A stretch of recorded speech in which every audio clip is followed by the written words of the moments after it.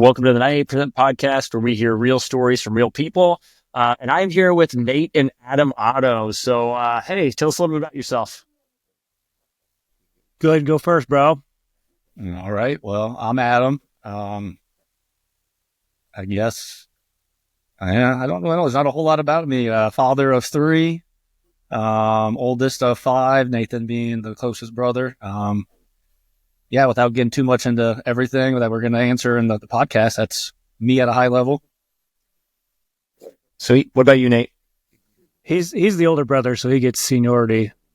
But I'm Nathan. I'm 34 years old, about to be 35 here in April. And, I'm a builder. I build decks, and I do a lot of contracting work and stuff, small bathroom remodels and stuff like that. And we've got 4 kids right now and 1 on the way. So we've got just about to be 5 kids too.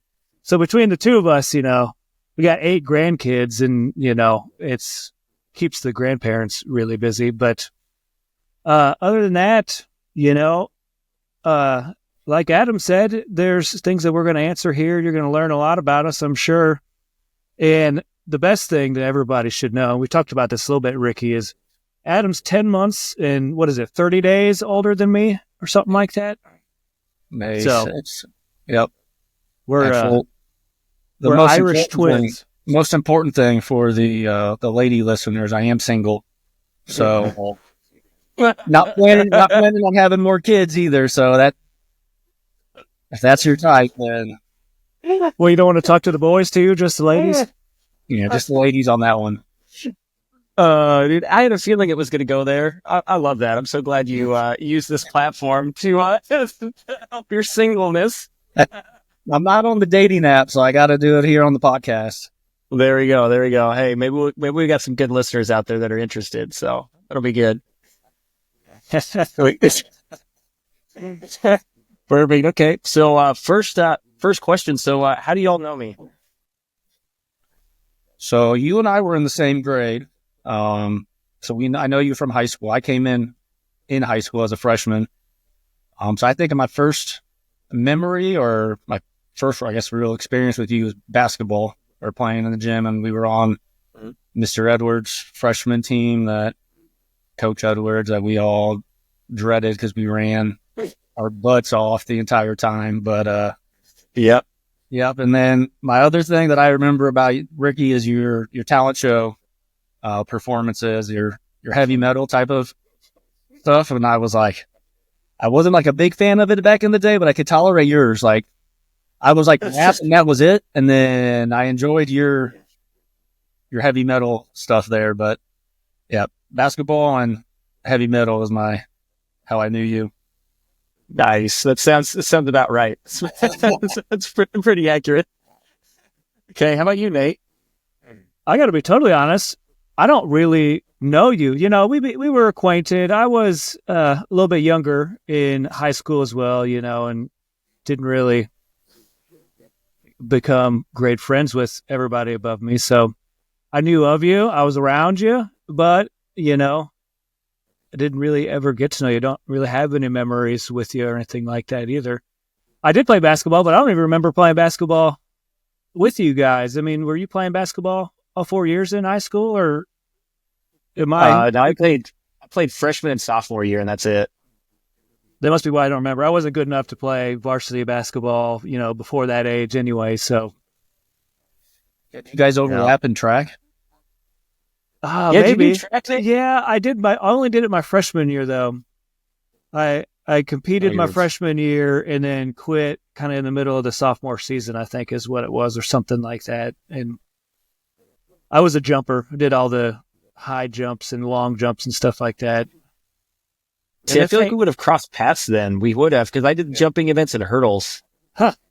Well, maybe. Uh, But I was also, I guess you would have been, I got held back when I was younger. I repeated 7th grade. And so I was a freshman when you guys were juniors. And so you guys would have been a couple grades in front of me. Gotcha. Okay. Yeah, no, that makes sense. It's funny. I was going to say the same thing, because it's funny because Yeah, I knew Adam, and I don't think like I just didn't know you. Like we didn't hang out or anything like that. So I didn't really know. So I'm like, it's good that we're gonna make these memories now. I'm excited to hear what we talk about. But I mean, we Heck already yeah. kind of did like our whole job thing that we're kind of coming up with on the side is just something special that the world's not ready for. But Pimping dude, ain't yeah, easy. That's the motto, right? dude, yeah, I used AI to come up with a job title. I don't know if you realize that, but I Oh, really? had to use AI for that. Well, I had to. I mean, I couldn't write that fast. There's no I way was that gonna text say, message came from that me. was you that sent a was storybook in like 5 minutes. I was like, damn, Dude, this I guy's literally a just put it. genius. Dude, AI. I used AI, and it's funny because it wouldn't let me put the right prompts in. I was putting it. It's like, sorry, you can't do that. And I was like, okay, how can I word this to where it's at least appropriate enough for it to make a prompt? First, to give me a story, and then it did. And I was like, okay, cool. No, that was fun. We really spitballed that for a while. Came up with some great ideas. Yeah, maybe Start get in starting with trouble. starting with hitting Adam up in the comments because he's single. There we go. Oh, nice. Okay, cool. So, how we do this is I sent you all the questions ahead of time, so you had the opportunity to look at them if you wanted to.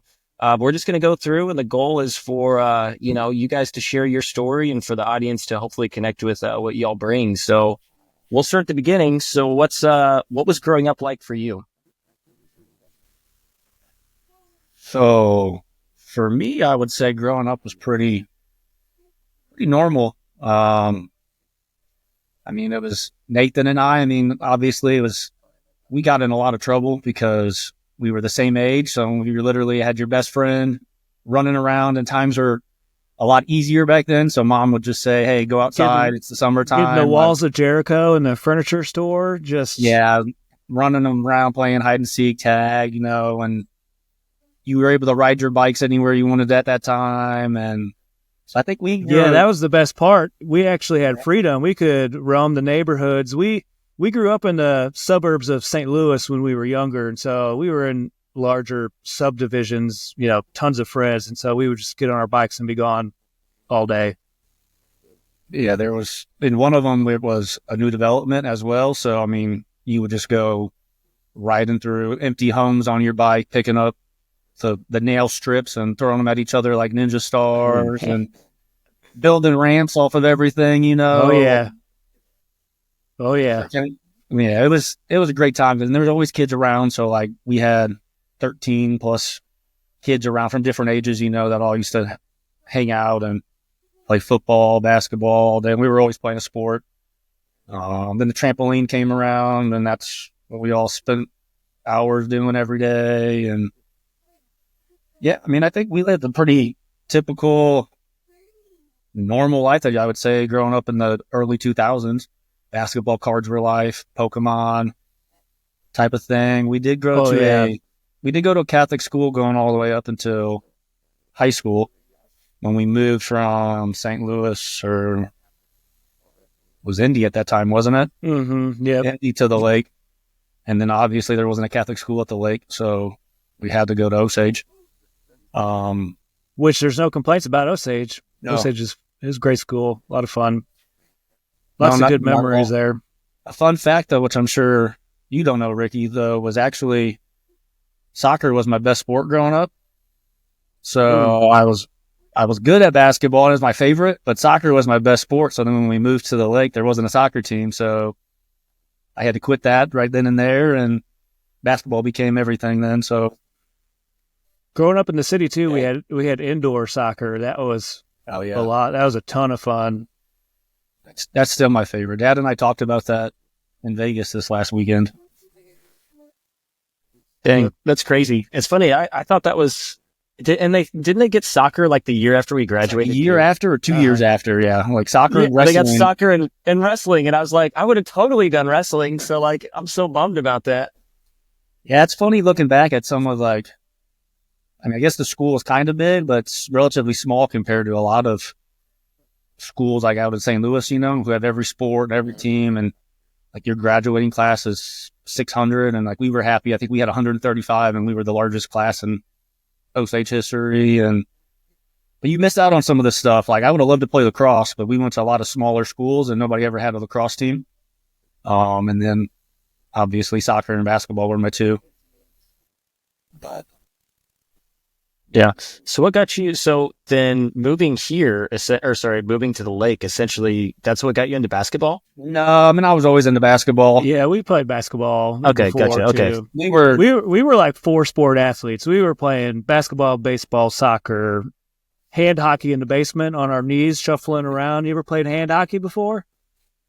You get down on No, but it sounds awesome. you get down on the basement floor, the unfinished basement, and Uh-huh. it's all slick concrete, and you can't get off of your knees, and you use your hand as a hockey stick, and you use a tennis ball, but there's no rules. You can tackle people. You can throw them through the drywall if you want to. We got in trouble a few times for that.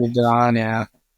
And it's just a battle royale with a tennis ball involved, really. And that was a lot of fun, too. But no, we played basketball growing up, too, in the city where we were Again, we went to small Catholic school. So, like, I think when we were younger, I think my grade was only like 18 kids. So, Mhm. every boy and every girl played every sport, because you were forced to, because there wasn't enough athletes to do everything. So, that kind of carried over. I think the only sport I never played was track just because I didn't enjoy running. But I don't even think Got it. our private schools didn't even have track teams or anything like that. Anyway, so we Yeah. weren't So how was- introduced. Yeah. So how was it was it a culture shock going from a Catholic school to like a public school? I've never been to one, so I don't know. no, No, it's you're kind of relieved, honestly. It's not. I don't know. When you're in a private school, you feel like you're, at least it's in my opinion, you feel like you're kind of outcast a little bit, and so it was nice to kind of. I'm sure homeschooling would be a lot different, but in the private Catholic schools, you're doing religion class every day and going to mass, going to church every single Wednesday in the middle of school. And growing up like that, we were ready to just go to public school and just live a normal life. And so it was a breath of fresh air, in my opinion. yeah, and it was harder. So the grading scale was different. So an 88 was a B. So it was 100 to 89. Wait, I lied. 100. Something along those lines. I 100 mean, 82 was a 91 was I don't know, something where it was like 2 grades different, So if You you, did got have to- you got an 80, you had a C. Ooh, gotcha. and I if remember you that answer the- specifically because we used to get, when we were younger, we used to get bribed. If we got A's, you'd get $1. If you got on the report card, if you got a C, you had to read for 30 minutes. So you never wanted to see that 80 because that meant you were. That's right. reading And I did 81, a lot of 92. reading for 30 minutes too. Yeah, we did a lot of reading. not so many dollars came our way. No, no, we were broke and pretended to read a lot of books for a long time. Yeah, we basically just sat in the corner and just stared at a piece of paper. Just had it open and weren't even reading Oh, stuff. yeah. That's best. Just peering over it, watching the news that mom and dad are watching. Yeah, sounds about right. I would have done the same thing. Okay, so how about you, Nate? What was growing up like for you?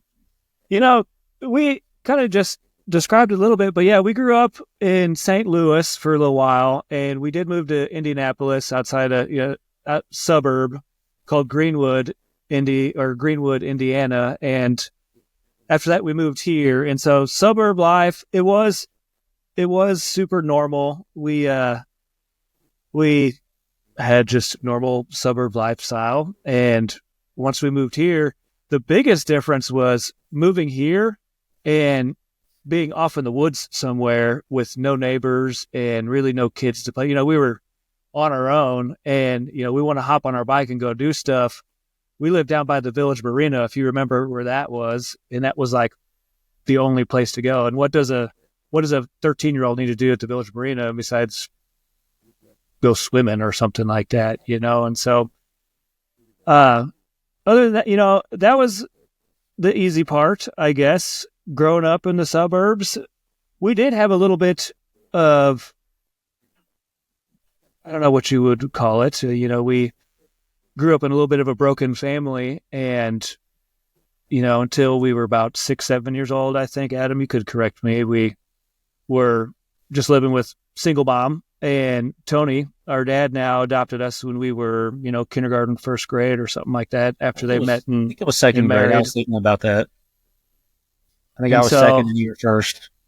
So we got lots of almost vivid memories of being really young, being over at our grandparents' house a lot in Illinois. They lived in Alton, Illinois, outside of St. Louis, and spent a lot of time mingling. We have deep roots with our close family. My mom's parents, and obviously our parents now, because Dad's been in our life for 30 years almost now, and so it's not like it's any different, but that's our only thing that's a little bit different, I guess, is growing up in St. Louis with just Mom in her apartment. We used to play baseball with all the kids in the apartment complex, and our rule was you got to be in before the street lights turn on, or when the street lights turn on, you got to come inside. I don't know how many people got to hear that growing up, but that was one of our rules when we were,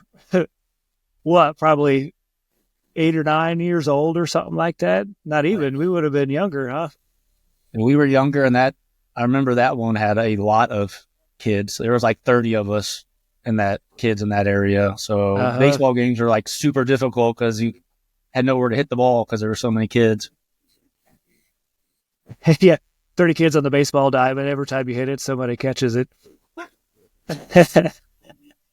It's awesome. So you said you're raised by a single mom until you were like second grade or first grade. Do you have a lot of memories of that kind of before that? Did that, you feel like that affected you essentially, or do you feel like you were kind of too young at the time? In my opinion, I mean, I would say if it did affect me in any type of way, it'd be subconscious, not something that you really are conscious of, because we were still young when Dad came into the picture, and I think that's really important. And, I think he did a great job raising us and, teaching us all the integrity and things that your father teaches you. And so spending 30 years doing that, it takes a lot away from those first, 6, 7 years that you remember it, but it doesn't really imprint on you as much. Yeah, that makes sense. I agree too. There's memories before. I think I remember, could be wrong. I think I remember the first time we went over to Dad's house, Nathan, or his apartment. He was a traveling salesman. So my memory was, I think he just had like a couch and like a little dining room table and a TV. And then he had a spare bedroom where we slept, and it was just like an air mattress. There was nothing else in there because he wasn't home enough for it to matter, So like we woke up that next morning and we had nothing to do. So we just went out and watched cartoons like on the TV, and it was the greatest thing ever because we had TV all morning, type of thing. But other than that, I don't think it had any effect on how, like Nathan said, we had a father figure for most of our lives. So that's all that really matters. We didn't go, I can't tell you. Yeah. Anything. Dad would have been 25 or something like that whenever we came into the picture. Think about what you were doing when you were 25 and just bringing some rando kids into your apartment. I don't know if I'd want to do that, really.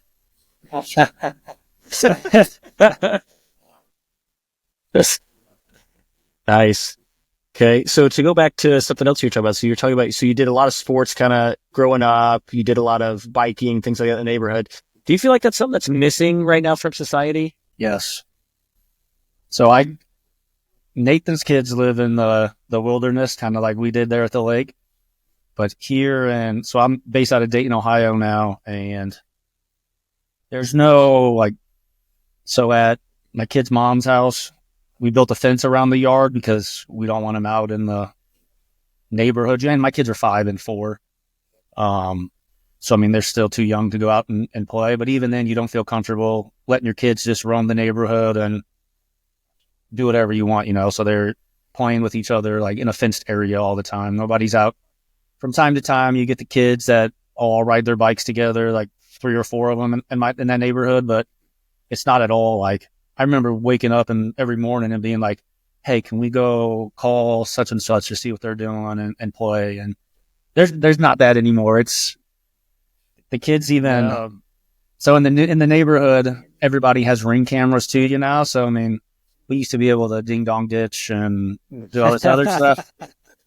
Man, I think he's 9-year-old kid, still young enough to not understand what's going on, ran up and rang somebody's doorbell and ran away. But the thing is the parents or the homeowner was like, whose kid is this? And sent the kid's face across the whole Facebook page, and you can't get away with ding dong ditching anymore or TPing or whatever. It's all that little childhood innocence stuff is kind of gone just because you can't allow them to go out and do that stuff. I suppose you could. I mean, is the world any different now than it was back then? Just like you could, but then they're playing by themselves because none of the other parents are letting that happen. So fair enough. And my expectation for my kids here is just it's got to be different than what Adam and I are used to, because we're used to growing up in the suburbs. Like he was just explaining, there's just kids everywhere. Wake up in the morning, put your shoes on, get on your bike. You don't even call people sometimes. You're just knocking on the door like, hey, is Nolan here? We need to go play some basketball, some smear the queer. But around here, the kids, they can't just walk out and just, go somewhere on their own. My oldest is about to be 10 years old, and I can't say that I would really care all that much if he wanted to do that, but where the heck's he going to go right now? There's nothing to do. So he plays a lot of video games, and, he loves soccer. He does play sports, and we try to promote that too. But to answer your question, I don't really know how to answer the question because I feel like sports are still prevalent, don't you? Yeah, no, I think they are. I just think it's kind of strange, and I think you guys hit it, right? Like, I don't necessarily think that the world's necessarily any unsafe. Like, I'd say it's safer than it's ever been, honestly, but I think we just get more access to all the bad things that that we weren't in the past. Fair. But to the point that you're saying is, like, if you think about it, like, kids, if we're talking about a group of kids, like, if we were all out, it makes sense. But if you're the only kid out there because everybody else is playing video games and no longer able to go out, then that's not quite fun, right? And that's probably not as safe because then you're just one little kid running around doing whatever. I don't know, Well, back then you were forced to go outside. I mean, you didn't have the constraint. Like, everybody had some type of video game console for the most part. But I mean, even then that was like saved for once it was dark because you knew you only had this limited time to go play with friends. So then you were just forced to go outside. Nowadays, there's so many options for them to do, like tablets, video games, all this books, puzzles, which is still around for us. But I mean, it's just, there's more things for them to be distracted with inside nowadays. Yeah. Do you think that's better or worse? I guess it depends on how you look at it. That's a good question. Yeah. I think they're go going both to be ways with it. I think their generation's a little bit more tech savvy and probably a little smarter, younger. But if it comes to anything physical or fighting battles or wars, they might be a little weaker than that side of it. So kind of depends on how you look at it. Nobody can be certain whether or not that's detrimental or supportive of their, upbringing. What happens in 10, 20 years from now? Are they just going to be twice as smart as us and just, we're going to be useless now, or who knows, because technology is just going to keep advancing. I don't know if that's a good thing or a bad thing. I personally tend to assume that that's a bad thing. I think technology isn't necessarily our friend for everything. I guess would be the best way to put it. Getting the kids out to experience life would be important to me. I mean, it is important to me. So, but I guess we'll see. I guess we'll see. Yeah. No. What do you do? You can't make them play sports. So. Yeah, it's true. It's definitely interesting. I think there's a few different dynamics there I think it's a complicated topic, right? Because, I mean, on a social lens too, I think it's weird. I think the younger generation is probably more socially awkward than any other generation before it because we're not forced to talk to people. Yes. And I think too, is a lot of the things we do with technology, I think it helps things, but I think it's also a detriment at times. And I think a lot of it is because most technology is for convenience, right? It's like to make something easier or more efficient or more fun, maybe. And I don't always think that's the right thing to do, because I think we should experience struggle. We should experience things not working well, right? We should like figure out ways to do that because that's how the world kind of is. So I think it's weird when we think about all the convenience, because I don't know, I just don't think it makes us strong enough, right? When things do go south, I guess you could say. And I feel like I think because things have been that way, I feel like also that's why I think our generation's more prone, or these generations are more prone to anxiety, right? Like I think we have an anxiety epidemic that we haven't had before. And a lot of it's just, I think, because we haven't been tested like we were. We don't have rough times. Not really. I mean, don't get me wrong, we have rough moments, but it's not like it used to. We're not like fighting for survival every day, you know? Mm-hmm. So it's kind of an interesting thing. So yeah, so there's always pros to cons to everything, but yeah, my take on it is that I think it's causing more harm than good for the younger generation at this point, but I don't know, right? To your point, we can't know for sure. I think our generation, as in, us three, I think we've got an awesome generation because we get to experience all of the, not so technological lifestyles and, what it's like to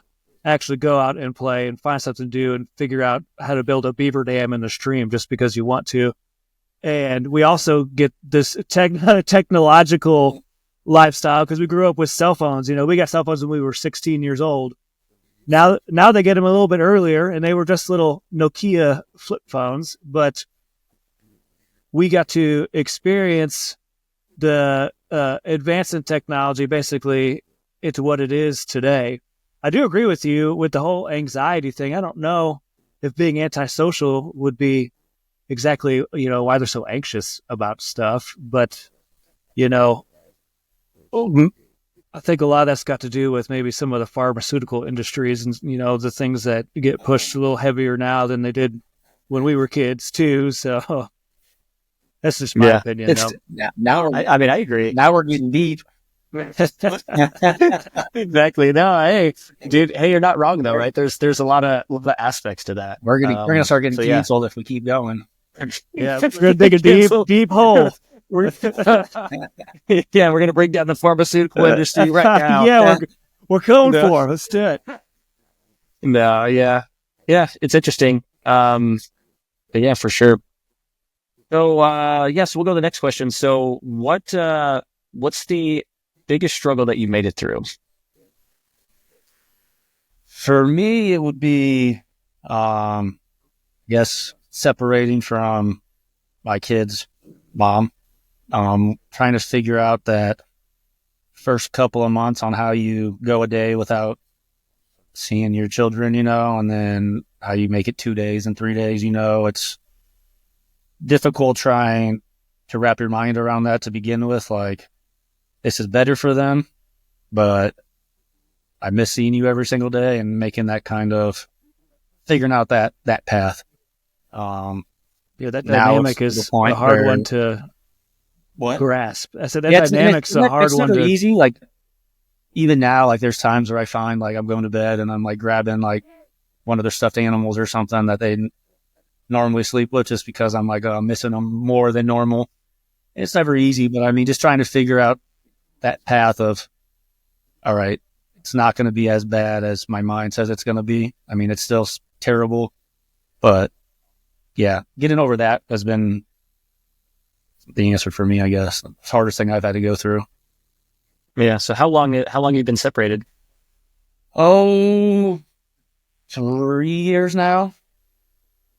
3 years now, and it kind of has made things more intentional when I'm with them. So I travel for work. As you can see, I'm in a hotel. So when I do get home and I have time with them, my time is more focused with them and being intentional with the time that I do have with them. So try to make the most as I can, because I don't get every day with them like if we were together. So, but it makes, and I will say sometimes traveling makes it easier for work because it distracts you. You don't have that same thought. You're not looking at their toys on the ground. Like there's sometimes when they leave where I don't even pick up the toys because I just makes me think of them sitting there playing with them or something, you know, it just gives you that memory. So when That's you're the hardest part. The hangover, the hangover after the kids leave is the hardest part. So when I travel, that gives me that distraction of, okay, I'm not staring at everything that reminds me of them. So. Yeah, dude, that's tough. So that was my biggest struggle too. So, and it's funny, it's about the same timeline. I think it's been a little over 3 years since my separation. And yeah, dude, it's a tough thing to go through. Like I just remember there being just moments where just feeling lonely, just crying a lot, just like everything shifts, man. It's like your whole identity, especially because I was married 12 years. I don't know how long you were married, but married a long time. And all of a sudden it's over and it's different. And then, yeah, I have a daughter. So then trying to figure out and navigating that, spending less time. And yeah, the hangover is real. Like just like the day after, I'm like, man, this day kind of sucks. Like what's going on here? But yeah, dude, it's crazy. It's probably, yeah, it's definitely the hardest thing that I ever went through. And at the same time, if I think back at it, it's also probably my biggest form of growth that I've had over that period of time too, is thinking about the guy that I am now after going through that is way different and much better than the person that was, I guess, during that relationship. So I wouldn't trade that at all, even though even still, sometimes it's still kind of hard to wrap my head around at times. Yeah, it gets easier, but it doesn't make it easy. You know, it's still difficult, and I think we all can attest to that. I agree with you though, Ricky. It just, that turmoil, you know, it changes you as a person, and some people, you know, they harness that. I like to call it hurt. You know, they harness that hurt, and they use it for positive energy to move forward with their life. Something that you wouldn't have done if those circumstances hadn't come about, if that hadn't happened to you. What would you be doing if 3.5 years ago you guys didn't separate and you guys stayed together? You know, would you be doing a podcast right now? Would you know what I mean? Exactly. It inspires you for some reason. I don't know why. I don't know why, but it does. Yeah. It's funny how it does that. Like, it feels like we could have done that stuff without having to go through the turmoil, but it's like, for some reason, the turmoil is what, like, it's like what gives you extra motivation. Cause I guess it's cause, I mean, for me, it was kind of like, well, this sucks and I don't know what to do with my time or my life right now. I feel like I'm not enough, like just all these negative thoughts. So you do something about it. And it's like the stepping and actually doing something about it just to change your circumstances. And yeah, where the growth comes in, and it's wild. It shouldn't have to be that way, but it seems like it's that way for most people. It's like, it takes those hard moments to like, okay, I need to make a change. Yep. It takes your accountability to a different level. You know, you become accountable for your actions, whether you used to agree with them or not, and you become apologetic and accountable. At least that's what I went through. I went through a similar situation as Adam explained, and like you're explaining right now. So I guess we've all experienced it. And I separated from my ex-wife 5 years ago, maybe 6. It would have been like 2018 or something like that. And we already had 3 kids together, just like Adam. And that was my hardest thing that I went through as well. Just like, you know, we were just talking, just the shock that comes with it, just as soon as it happens. It's not like you jump up and you're ambitious as soon as it happens. Like, yes, I can move on with my life. And you go through that depression, the grief really is kind of how I explain it. And it takes you a long time to get through that. But when you come out on the other side, that's where that ambition is, and that accountability that I was just talking about. Like, I'm going to make sure this doesn't happen again. I recognize my faults. I know what I did wrong. I'm going to move forward, and I'm going to make my life better, essentially. If for anybody, for your kids, you know what I mean? Even if not for yourself. So. Exactly. Yeah. Wow. So we've all like had the same experience. That's wild. We all, if we want another one for the listeners, I would say another difficult thing is for anybody who ever had twins. Raising twins is It's a difficult, it's a good thing, but it's definitely tough. Get this. Adam and I are Irish twins, right? And so not only are we Irish twins, but we're also Irish. So we're Irish twins, and he's an Irish twin with twins as well. Wrap your head around that for a second. So give us a little more detail on that. So how was it raising twins? So to make things worse, but to add on to the story, my oldest was only 14 months older than the twins. So he was 14 months when they were born. What did we figure out they were called? It wasn't Irish twins. We were talking about it the other day. The hard part for that is just everybody thinks they know what to do for twins. It's always, feed them at the same time. That's never the case. Like, they're not hungry at the same time. And what happens is you normally feed one, and then they go to sleep. And then the one goes to sleep, and then the other one wakes up. So then you're feeding like back to back, and then you get like a little bit of sleep. And then as a man as well, when you're with somebody who carries twins, and she says, when you feed the baby, you can't say, no, I'm tired. I mean, she literally just carried humans in her body for 9 months, so yeah, it's just extreme exhaustion essentially. And that's always, you have to do two things of everything. And when one poops, then you finally clean that and you think you have a break, and then the other one does it. It's nonstop, but at least I got all the baby stuff done at one time, so I'm not having to restart over. Like, I'm not looking forward, or I'm not doing it again for having to change another diaper and feed formula, coddle little babies. I'm past the newborn phase after twins. It was difficult, and then just coming with the difficulties with twins. So like, there's so much more opportunity or so much more risk.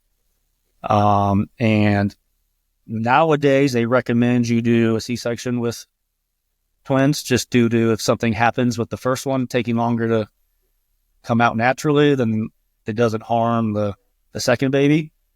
But with that being said, they're never squeezed out of whatever it is to get the mucus and stuff out for them being in the womb. So like, my daughter came out and wasn't breathing because she had all the gunk and stuff in her mouth, and you're holding one, and then because she was baby B, you're holding one, and then you don't hear her scream, and all of a sudden I start patting her on the back, and then no screaming because she didn't spit out that fluid yet, and they take her to another room, and you're excited about this baby, but then you're like, well, what's going on back there? Because they don't tell you anything in the moment because they have to be quick. And then finally they come back out with your second baby, and were those twins born early, or were they 4 days early? 4 days early. So when you have twins, they normally, the full term is 2 weeks earlier than one. So she had the high blood pressure on Friday night or Saturday, and we were at the hospital getting that taken care of. And so when you have twins, you go to your doctor every day. So you're going checkups all the time. But by the end of it, when you're coming closer to the due date, so she went in on Monday after the high blood pressure. She went on Monday, and the doctor was like, I see you are here for high blood pressure. Are you ready to take these babies out today? And she was like, heck yeah. So then you get the call, and was like, hey, get them out of here. Yeah. We came home. She came home, grabbed the bag, and then we were back at the hospital the same day, ready to have babies. But yeah, there's so much more complications that go into it. So that was tough, and and they're just smaller, and they take a little bit longer to. But they were still out in time, but they were pretty much preemies, if you ask me. Wow. I think her boy was 6 pounds and 1 ounce, and then I think her daughter was 5 pounds, 11 or 13 ounces or something. That's pretty normal size. Not for humongous people like you, but no, but for I mean, they didn't fit in the newborn clothes. They were small enough that you're in those smaller stuff. The preemie size. Yeah. And then you see them just, as you did with your guys' kids, they go from being so small and fragile to being little freaking monster babies out of nowhere. They start gaining the weight, and then you're like, oh, you're so chubby and cute. Exactly. Oh man, I had a coworker that had triplets, and that just blew my mind. No. I was like, and she was in my line of work too. So we worked at Nike together, and we were trainers. So she had a traveling gig too, and then just all of a sudden on a call, she's like, "Yeah, so I'm pregnant." Like, "Oh, that's awesome! Yeah, with triplets." And it's like, oh, "Wow, how are you going to manage that?" But the thing is that she was so cool about it. It was the wildest thing. Like, she was just like, I don't know. They just had a plan. I mean, they had family that lived around her too, but like, I feel like, I don't know. I would love to have her on the podcast because I really want to know more about that, because from my perspective, I feel like they just had it mastered. And I was like, I don't think they did. I feel like they had to have had a lot of struggle, but on the outside, they look like they just had it dialed. If you have 3, you have to hire help. Like, there's no way one person, like, even if you have to take, both of you have to take maternity leave for a while. There's no way that one person could do that by themselves. I mean, I'm sure they could, but that would be super tough. Like, you have to hire, put an au pair or some type of somebody to help you for a little portion of the day, or family, Triplets. I can't imagine that. Yeah, me neither. I just met somebody at the airport who was about to have triplets. Could you imagine the belly? Oh, with 3 babies inside of there? Holy cow. I mean, you'd have to be totally miserable. So my wife's pregnant right now. We're due in April. So, we've got a couple months, a little less than 2 months left. And, you guys have been around pregnant women as well. Once you kind of get to this stage, it's uncomfortable. You're ready for that baby to come out, and to have 3 of them in there is just baffling to me. I can't imagine. Okay. So next question. So what's something that you're currently going through that's either positive, negative, whatever? Oh, you go first on this one. Oh man, currently going through. I'm gonna stick with positive. Building business right now. I started my own business. We were talking about the ambition from everything, the turmoils and stuff that you go through, and how you come out on the other side. And one of my instincts was just kind of entrepreneurial things. I don't know what I'm doing. I'm going to be very clear here, but I'm learning. I make tons of mistakes. I've been doing it for 4 or 5 years now, and each mistake sucks. And you don't want to be going through it, but all those mistakes teach you lessons, and you grow from all these mistakes that you make. And so, I've got 2 businesses technically, and one of them is just not as successful as the other one, and I know why. And that's just got everything to do with what I just talked about. And so I tend to spend more time on my Pro Deck Works company, which is the shirt I'm wearing here, because of that. And I don't have any shame with it, I suppose, but that's just something that I'm currently going through, and it's fun learning. It's fun making mistakes. It's easy to be hard on yourself, and you really got to remind yourself every once in a while not to be so hard on yourself about mistakes that you make when you're losing sleep for 3 days over one mistake. Maybe that's just me and my anxious personality too, but, got to learn to let things go and move forward, pivot and move. Yeah, no, I can't imagine. See, I haven't done any entrepreneurial work. I can only imagine what that's like, but I've been wanting to step into that realm a little bit here and there. And I think I'm going to, but it's probably going to be more in the training realm, not so much like the, that type of business that you're doing. But, yeah, I'm sure it's filled with mistakes. And it's service based, and it's different. Like, whenever you think about business, you more or less, I feel like most people think about, products or something like that. And, a service based business and operating that is just different. And you can read all the books about business that you want to, but they're not really directed towards service-based businesses. And so, I don't know. It's in my personality to run into dark rooms head first without even looking. And, that's just my personality. It's just what I do. And I'm just running with it. Yeah. What about you, Adam? Oh, I guess I would say something I'm going through now is the staying consistent on like day-to-day life, I guess, so to say. So like I travel a lot. I do a lot of driving. So just today I had a meeting in Ohio and then I had to drive 8 hours to Iowa. And to be honest, I slept later than I wanted to because I watched the Super Bowl and didn't get my workout in. So now I have to stay consistent and get that in tonight after we get done with this call. Trying to find the food to eat while you're traveling and on the road that's healthy. I mean, I'm a huge sandwich guy. So like I had Jersey Mike's today, which isn't terrible for you, but when it's a 16-inch sub, then probably not the healthiest thing for you, but it wasn't McDonald's and there was 90 grams of protein. That's all I care about is protein. Get as much protein as possible, but just trying to figure out that consistency of, all right, even if I don't work out today, how do I wake up in the morning and hit the hotel gym just because I needed to do something? So I started a new job back in August. And then just trying to learn the schedule when you're traveling and just figuring out how to continuously stay on track. Something I've been going through lately, and I think I have it figured out, but then there's times where I don't know if you travel much for work, Ricky, but there's sometimes when you just wake up in a hotel in the morning and you're just way more exhausted than you would be if you were at home for some reason, and you're just like, all right, I'm going to sleep for another hour. But yeah, trying to stay consistent and normal while learning a new job, which I'm loving the new job, so I should be able to figure it out here soon.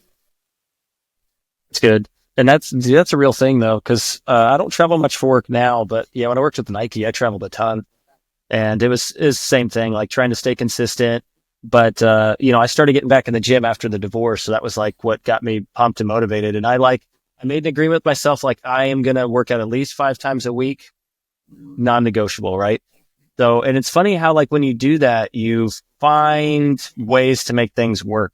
And to your point, I worked out at hotel gyms all the time. My diet, unfortunately, was not as good as it could have been. Lately I've got it dialed in a lot, but even still, like I'm in Texas right now traveling. So it's like, you know what? I'll have Subway. I know it's not good for me. Whatever.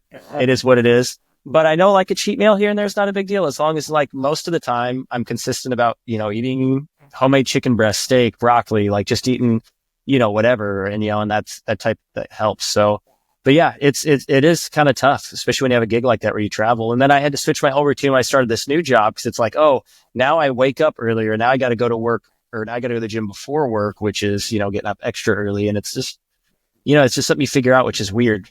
So yeah.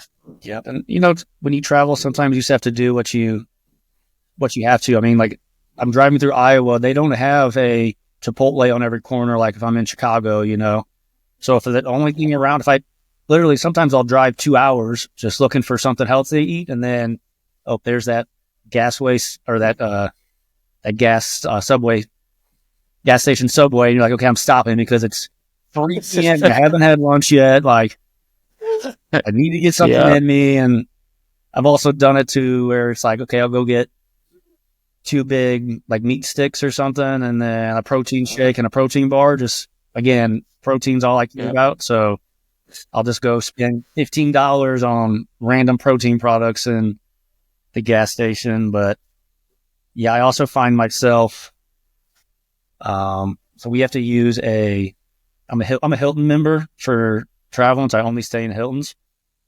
So before I book a hotel, I look at every single picture of their gym.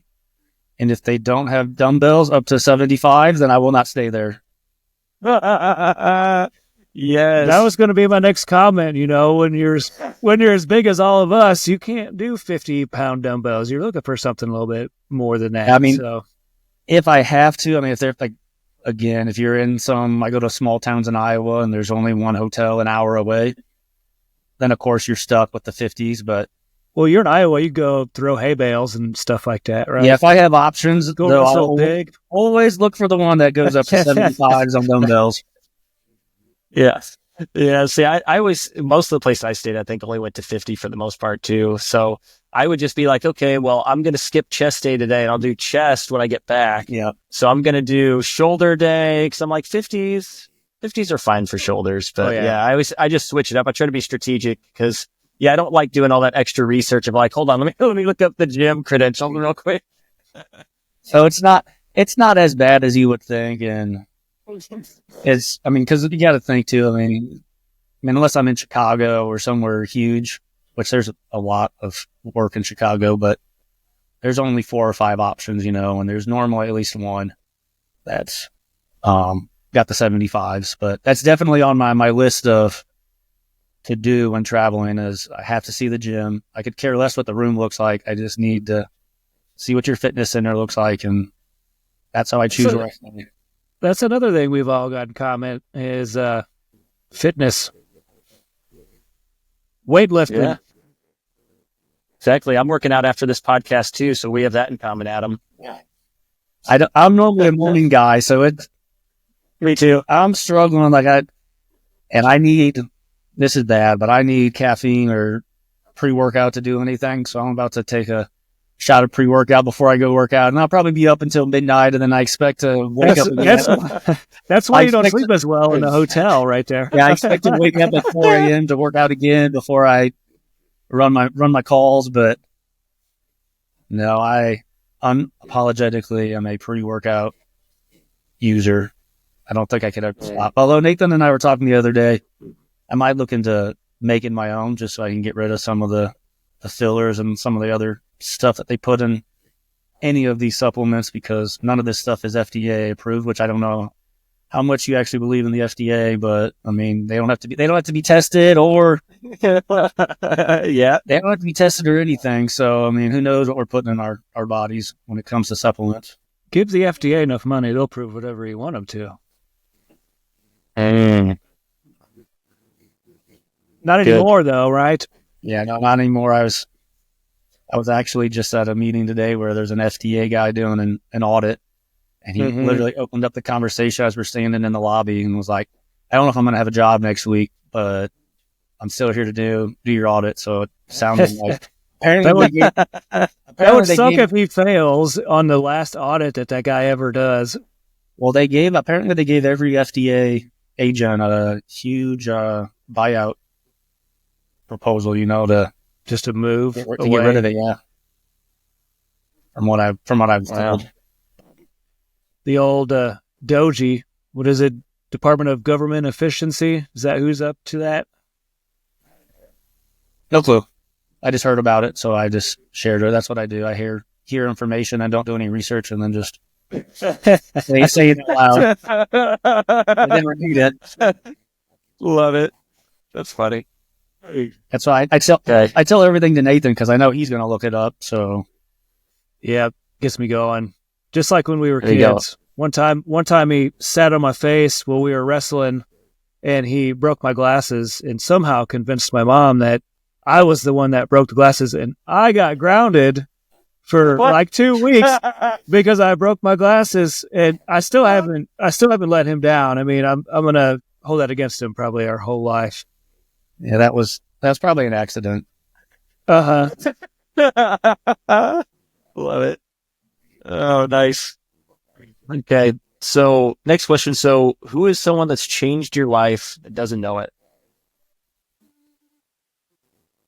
I'll go first. I mean, I don't know how to answer the question about who doesn't know it. But the biggest person in my life that has changed my life is my wife, Amy, now. And I got remarried, and we got married about a year and a half ago, almost 2 years now. And she was there. We were kind of talking about separating, and while I was going through all of that, she just was there, and it helped me. She's helped me become a better man. She's helped me and believed in me in every single ambition and ridiculous, brilliant idea that we have, like escort businesses and stuff. But that's she won't get on board with that one. Give it some time though. Maybe I can convince her. But she's been the one thing in the last 5 years that has experienced all of the turmoil and the success and everything.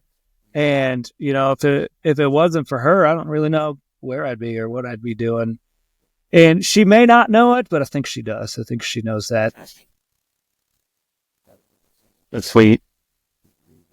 What about you, Adam?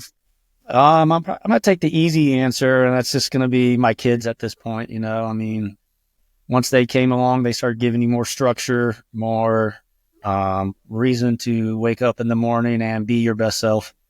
Whether it's in the gym, just to be healthy with them. Like, I always want to be that dad that's able to play a sport with them when they want to, or just stay around with them until they're big enough to beat me. Then I want to crush them at everything that they do as far as sports wise. So I'm not playing easy. Even today, when my kids play basketball in the backyard, no easy buckets, guys. You gotta wait till I turn my head. Wait till I turn my head, and then you can score. Of course, you teach them the proper way and stuff, but yeah, they just give you a reason to push every day too. So, like, previously, I was at a job I didn't enjoy as much, and they were the reason that got me out of bed to go every day. It's like, because if I don't go to this, then I can't afford to feed them. I can't afford to do this. It's also, they need to see their dad working, and pushing for them. So, that's probably my answer is my kids. They're my why. They're the reason. So, and I'm sure they know it too, but they don't understand because they're so little. Yeah, it's funny. Kids do that. They have that effect. It's weird. Like, they change our lives. They have no idea. They're just being them. But for some reason, it does it, right? It's like being a parent is just life changing. It's wild. Yep. I think I would also say, to add on to that answer, it would probably be Tony, our dad, stepping in and giving us that father figure to look up to. Yeah, and we have both perspectives at this point in our life too, so we can understand his position in that scenario that he was going through, getting married to somebody who's got 6 and 7 year old kids. But Dad also knows that too. He knows that we adore him for that. So. Oh yeah. Well, that's good. That's good that everybody knows, because the reason why I put this question down initially was for myself, because I was always really bad about letting people know who changed my life. Like, I could say like who probably did, but I never told them. So I just have been trying to make it a point to always let everybody know anytime they do something like that they mean something, because that's just something I didn't do. So it's cool that it was hard for you to come up with someone that doesn't know that they changed their life for you.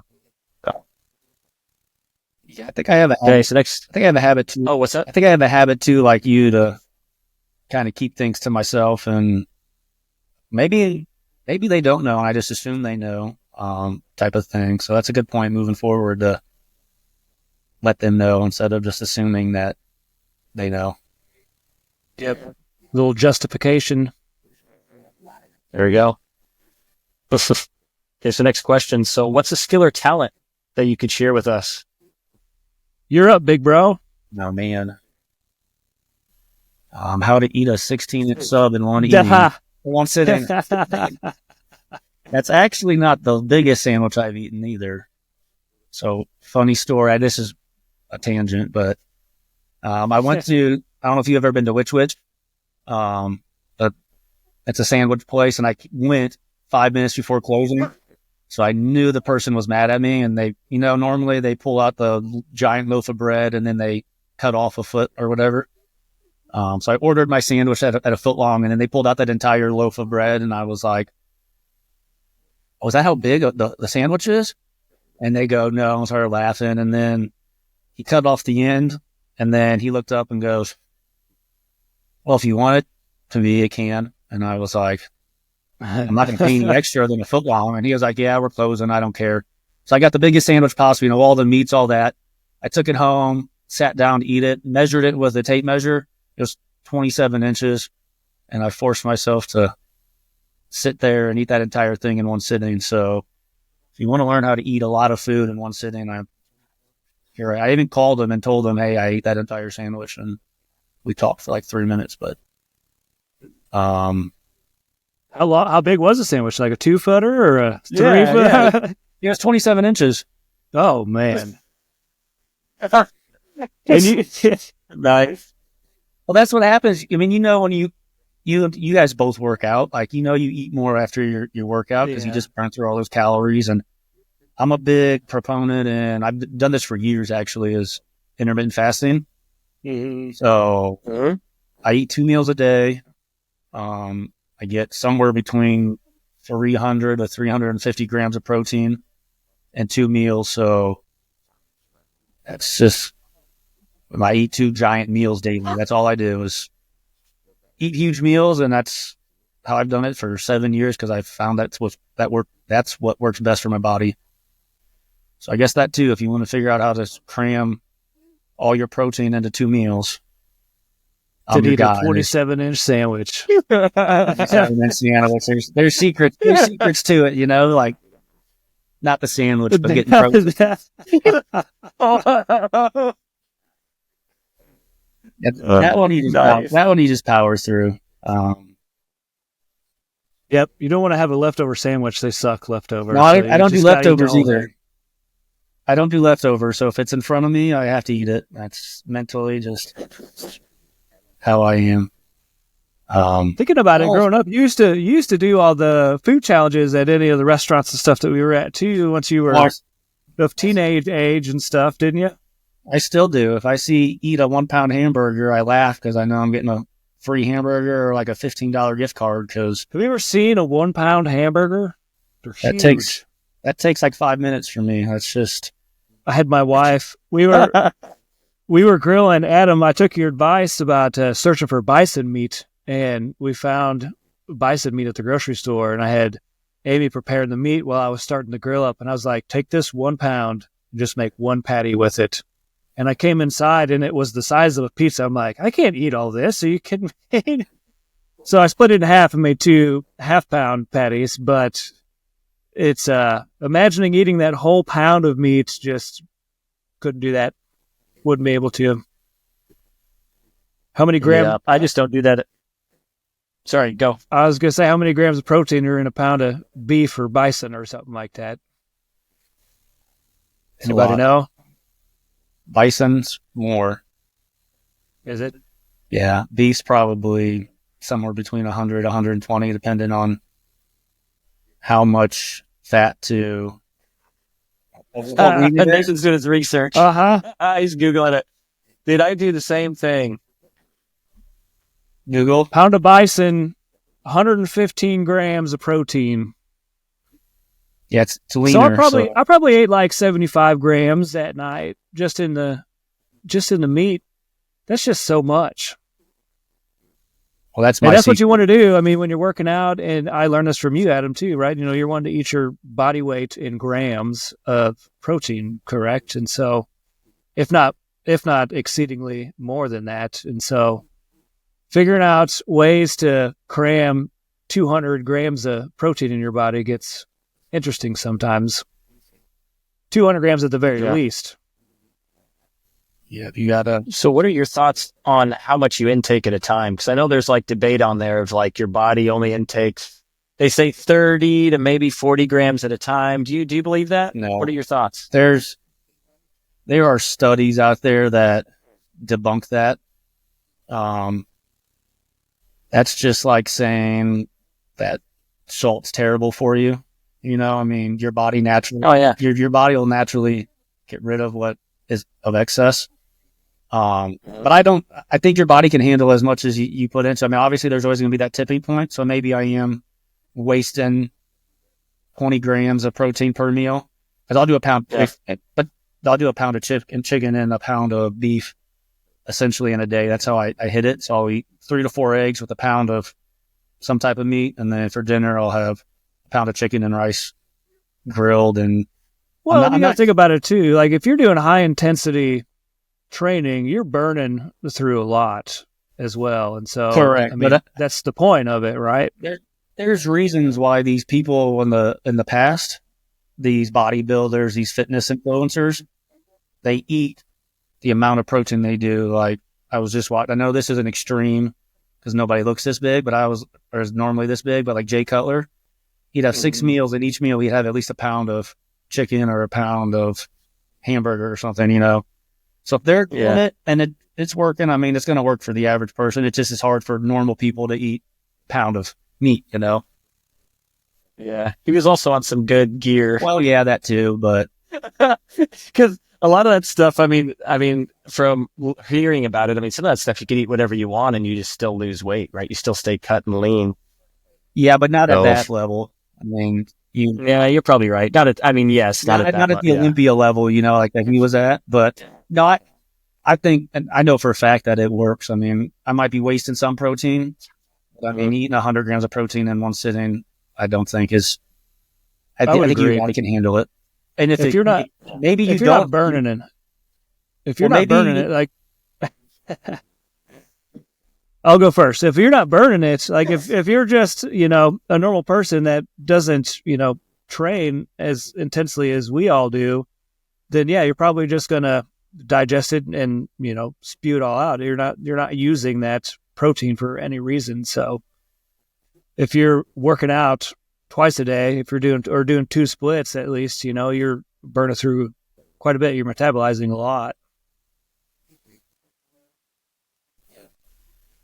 But maybe too, Ricky, I mean, maybe when I started doing it, my body was getting rid of more of it because it wasn't used to that amount of volume. But then as time goes on, you know, just like when you go on a diet, your stomach shrinks and then we start eating more and it expands, you know, et cetera. Maybe that's what happens with your protein intake. Maybe it's only using 50% of what you're putting in.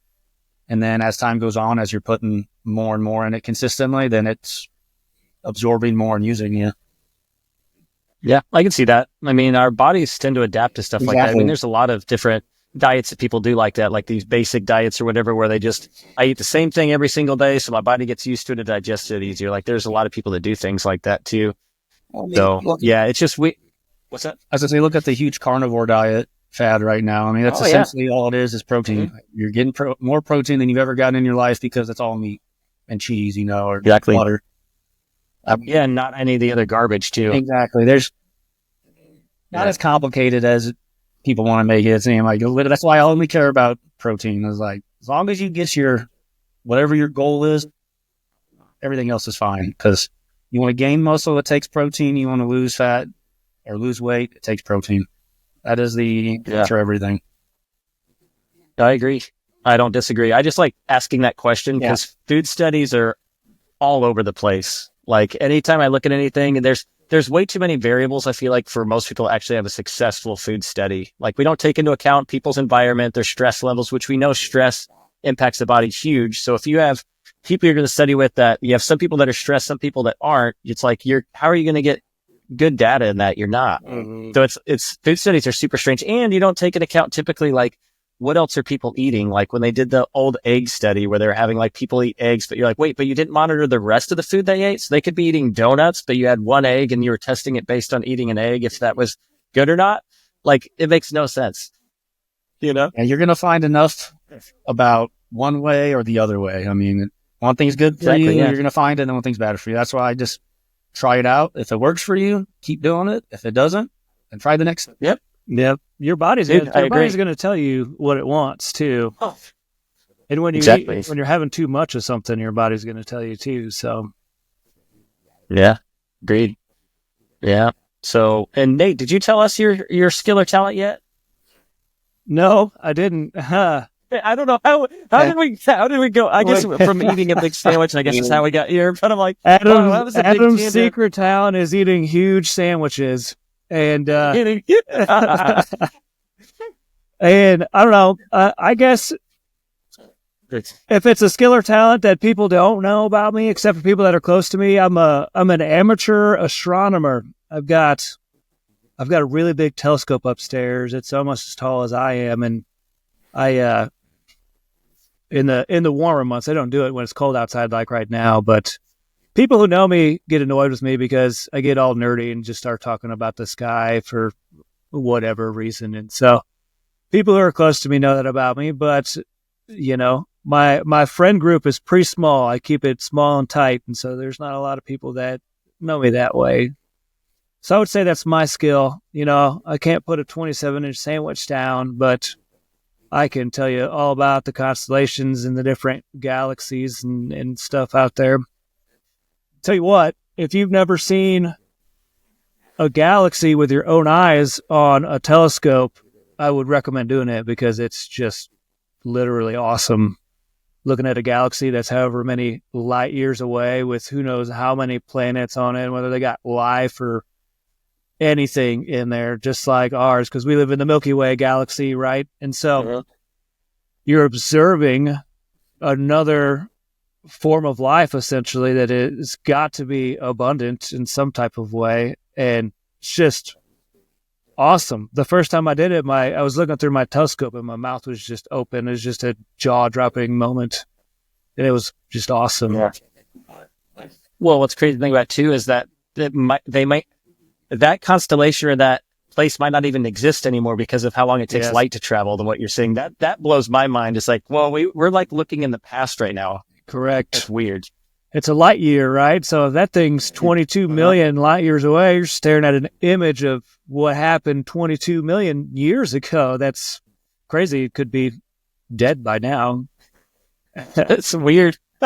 So that means you have a nice telescope then, huh? I do. I have a decent telescope, and there's all kinds of components that go with it, and I won't bore you with explaining all of that, but putting it all together takes some time because it costs a lot. And so, you're buying all kinds of different eyepieces with different magnifications and stuff on them so that you can observe things. Like my telescope is so powerful that when I focus on the moon, I have to get a filter that is completely blackout. If you were to look through it with the naked eye, you're not going to see anything, even in daylight, because it'll blind you. If you're staring at the moon, it's so bright. And so you put this eyepiece on it and it's still blinding. Like you're still seeing circles after you look at it. So it's awesome. It's interesting. Another fun fact, there's no such thing as color outside of our solar system. Every single thing that you see outside the solar system is all black and white. And if you see color in a picture, somebody put a filter on it. Interesting. Okay, so I might hit you up after this because I had a telescope once and it was a cheap one, and I got so mad that I don't have it anymore. Because you couldn't even see the moon with it. I was like, this is stupid. So I was like, no, you gotta have a pretty good thing. Because I like space too. I've always liked space. I've always liked all that stuff. So it's like, it's always fascinating to me. So the fact that you're able to see galaxies with your telescope kind of blows my mind a little bit. It took me every bit of 2 hours to find it. I've only ever seen two. One of them was the Sombrero Galaxy and the Andromeda Galaxy, which everybody's heard of the Andromeda Galaxy, but it's hard.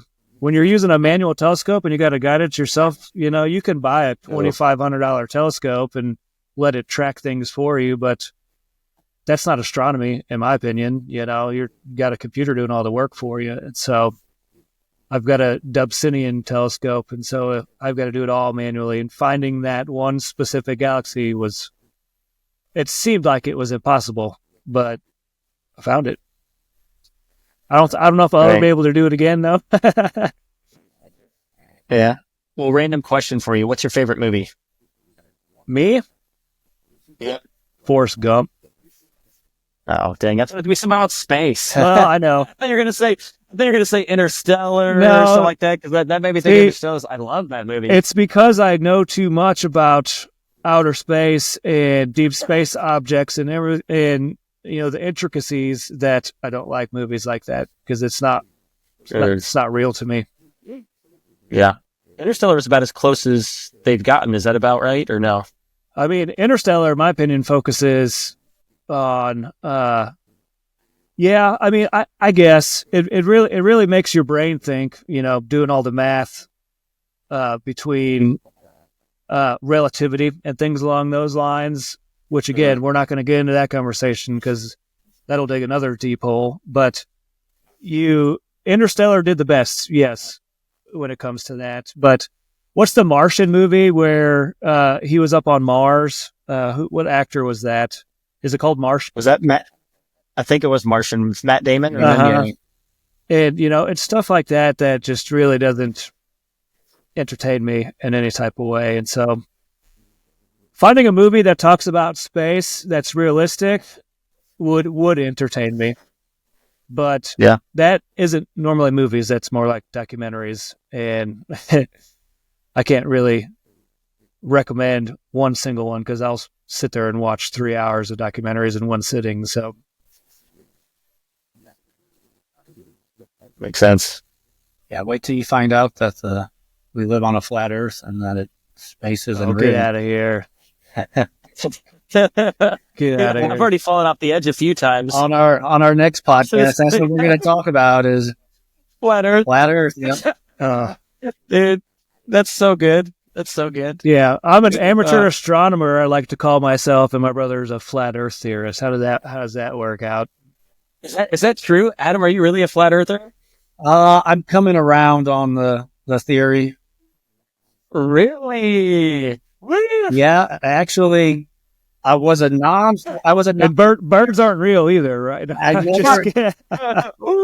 dinosaurs aren't real. Ooh. I can get behind the dinosaur thing. Dinosaurs aren't real. So then what are all the fossils they're finding then? Are they not dinosaurs?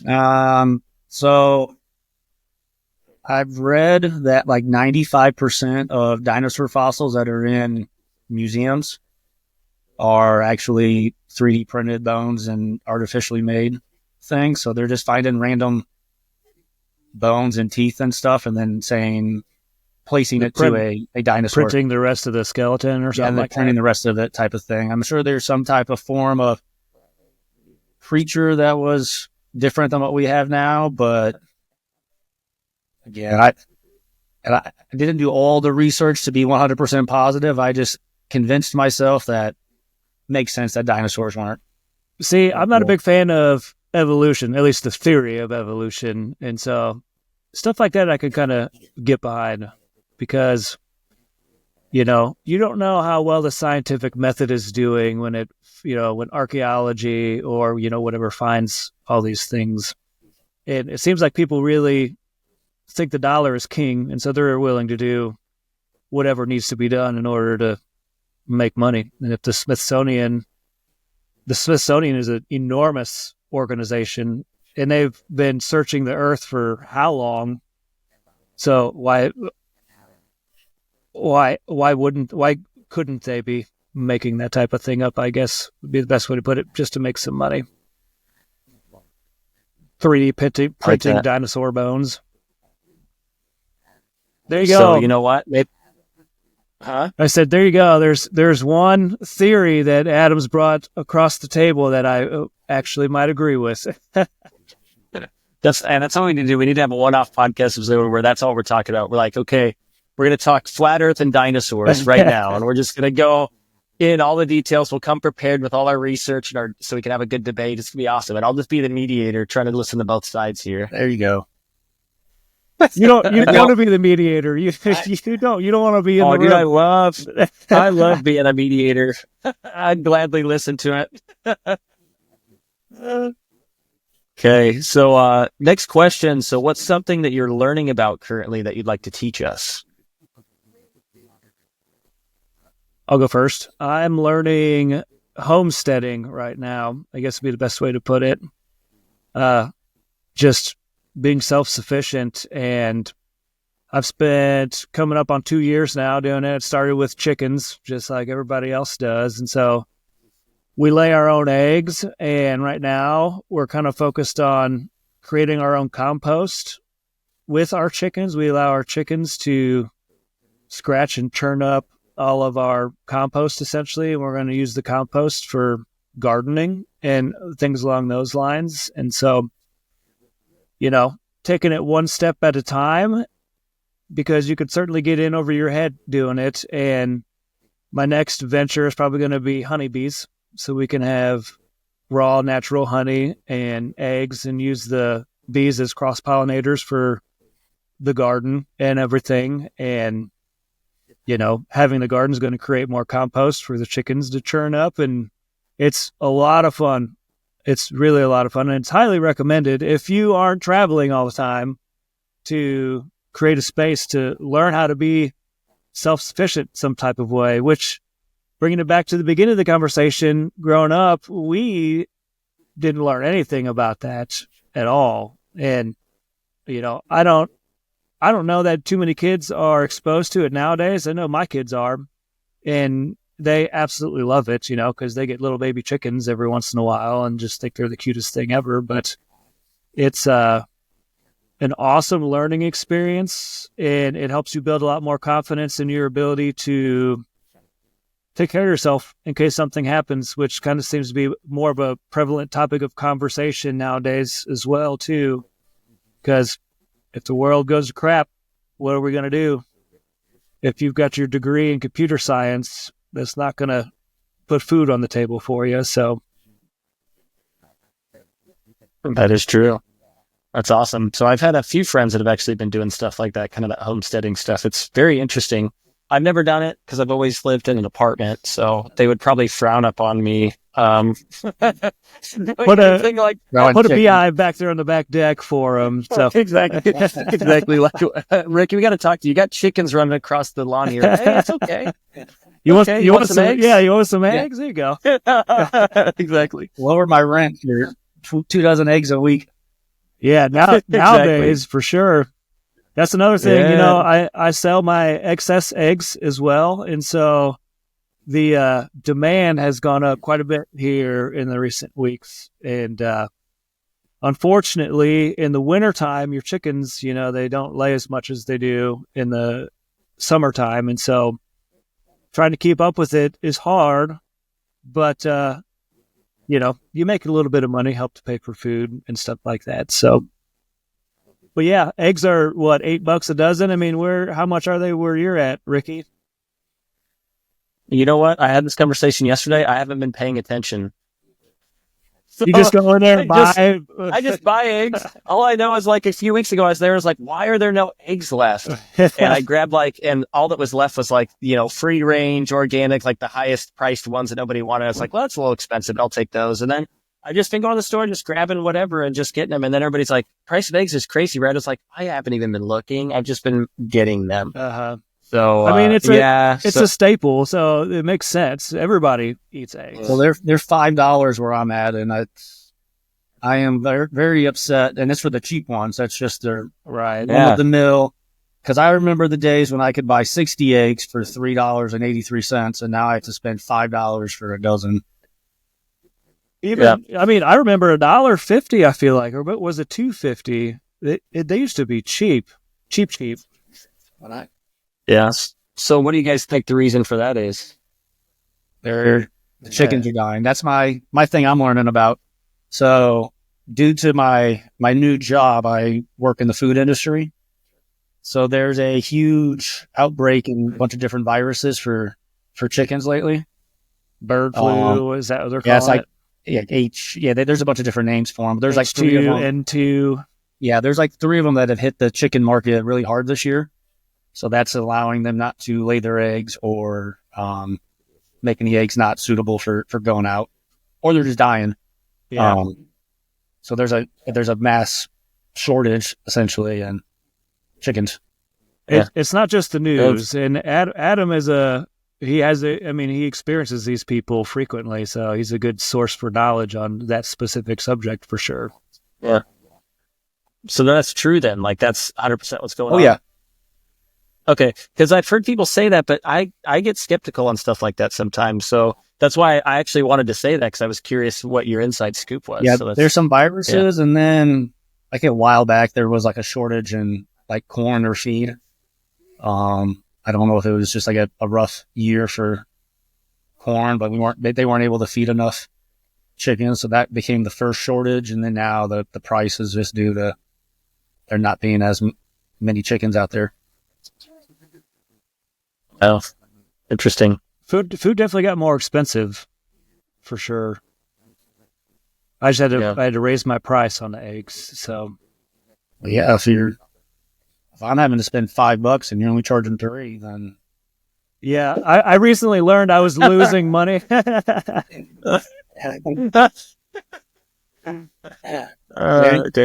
you go. Yeah. A mistake turned into a lesson, and now there it is, right there. I mean, that is a perfect example. And another thing I learned is that my chickens, I've got about 40 of them. They're eating 120 pounds of food every 10 days. So they eat 12 pounds of feed a day. So part of the struggle, I guess, with learning and homesteading is figuring out how to cut costs.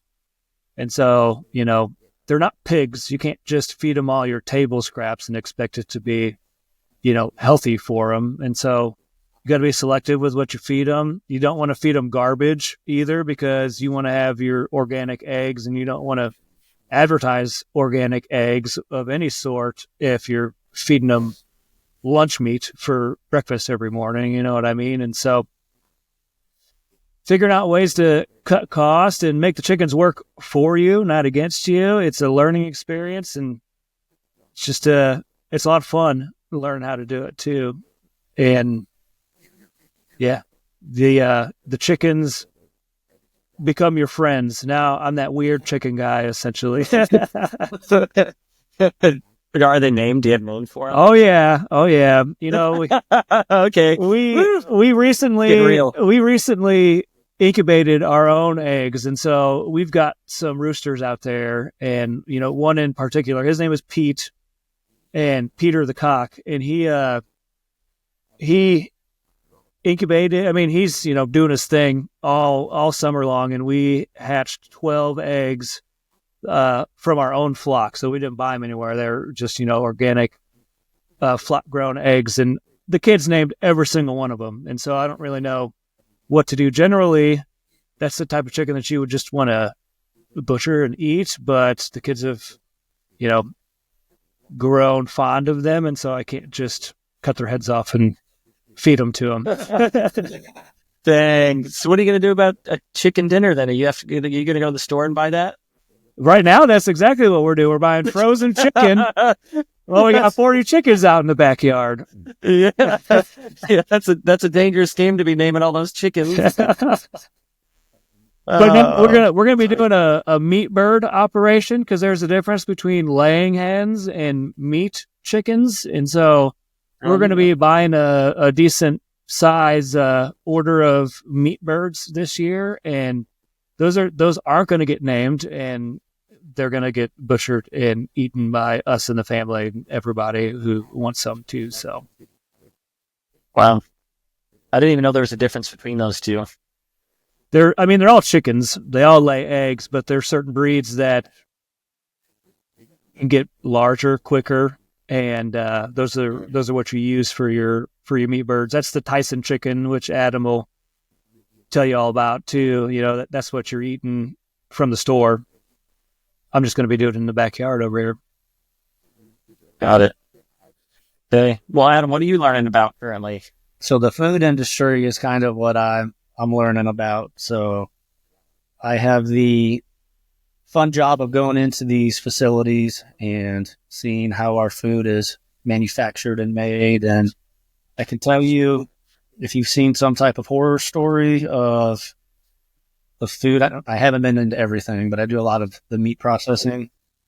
Like the hot dogs that we're eating are not made out of leftover random pig parts and all that stuff. What are they made out of? I mean, it's the stuff of the meat that it doesn't go into like the ham bones or the it's all the meat that you can't actually eat because it's a little tougher. So essentially, you can't chew on it. So what it does is they ground it up and then it gets turned into hot dog.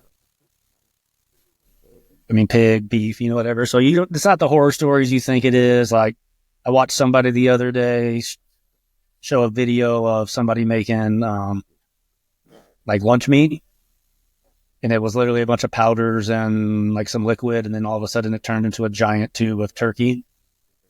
Like, no, that's not how it goes. It's they actually take the turkeys and then they separate it, and then there's specific stuff. Are you gonna apply that logic to the flat Earth theory? Well, this was done in China. You could tell by who was working it that it was a Chinese company. But I mean, people that make the Subway meat is one of my larger customers, and it's all done clean and proper, and there's nothing scary about it when you're walking into these places. Now, I don't get to see the farms, so I do think there's some weird stuff going on there, because there's no way that you can naturally get a turkey to be 52 pounds in 6 months, So to get a turkey that big is there's no possible way in that amount of time.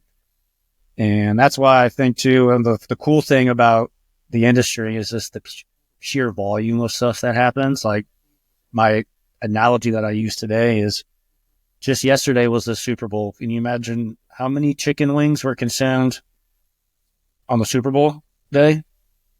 Tens of millions. So, I mean, just think about how many chickens we have to produce in a day or in a week, to feed America 20 million chicken wings. I mean, there's only 2 wings on a chicken, So, like, when you hear, oh, we do 90,000 chickens in a day, you're like, well, I never thought of like that number being possible, or like, where are all these chickens coming from? But when you break it down into the amount of food that's consumed in a day, it's crazy. And like, all the like Kraft hot dogs are made out of Columbia, Missouri. So any hot dog that you get that's Oscar Mayer is made in Missouri. Like, just fun seeing like all this cool stuff. And then, since we're on the subject of chickens and turkeys, about the male and the female. So if you ever go to the county fair and you get a turkey leg, that's always a hen, because the toms are too muscular.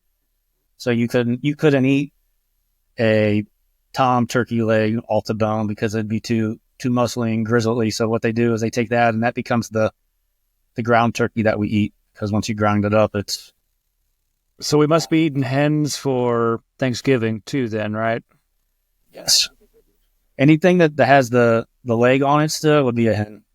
Because like with chickens, you butcher a rooster, you don't want to use it as chicken breast meat or anything like that. They're like those are your slow cooker chicken parts that you put in a crock pot and cook over time, for the reason that you're just talking about right there.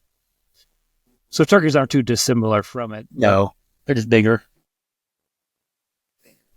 That's the new thing, is just learning about the food industry and the volume, and how a lot of it, none of it goes to waste.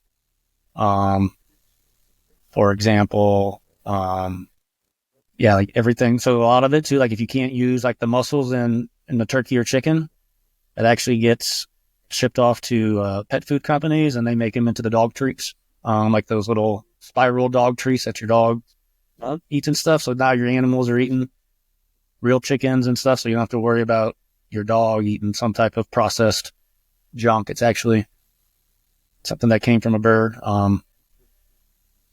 It's pretty interesting when you get into it and you start thinking about it. You never think about it when you're going to the store, and how did this package of chicken get here? How did this bag of chips get here? I just assumed it just appeared out of nowhere on the shelf all of a sudden. Like, the amount of food that is everywhere in the U.S. is crazy. Just driving around looking at buildings, it's right under our nose all the time. Yeah, it's interesting. So the manufacturing process is pretty solid, but you said you're still not sure about the farmers. Yeah, how it works there. Well, think about it. Like, I know RFK is coming in and talking about making things healthier and getting rid of stuff. But there's no way you can jostle the industry that much without there being a major shortage in food. Yeah. It's unfortunate, but it's true. Yeah. I don't know if you guys have ever watched Super Size Me 2. Uh, The guy starts a chicken, like a fried chicken business, and he actually raises a bunch of chickens, and he like does what everybody else is doing, and how they can get the chickens to be certain weight. Chickens only get to like 6 or 8 pounds anyway, so in like 6 months. So you have to pump them full of stuff, and like in order for them to be considered free range, they only need access to the outside.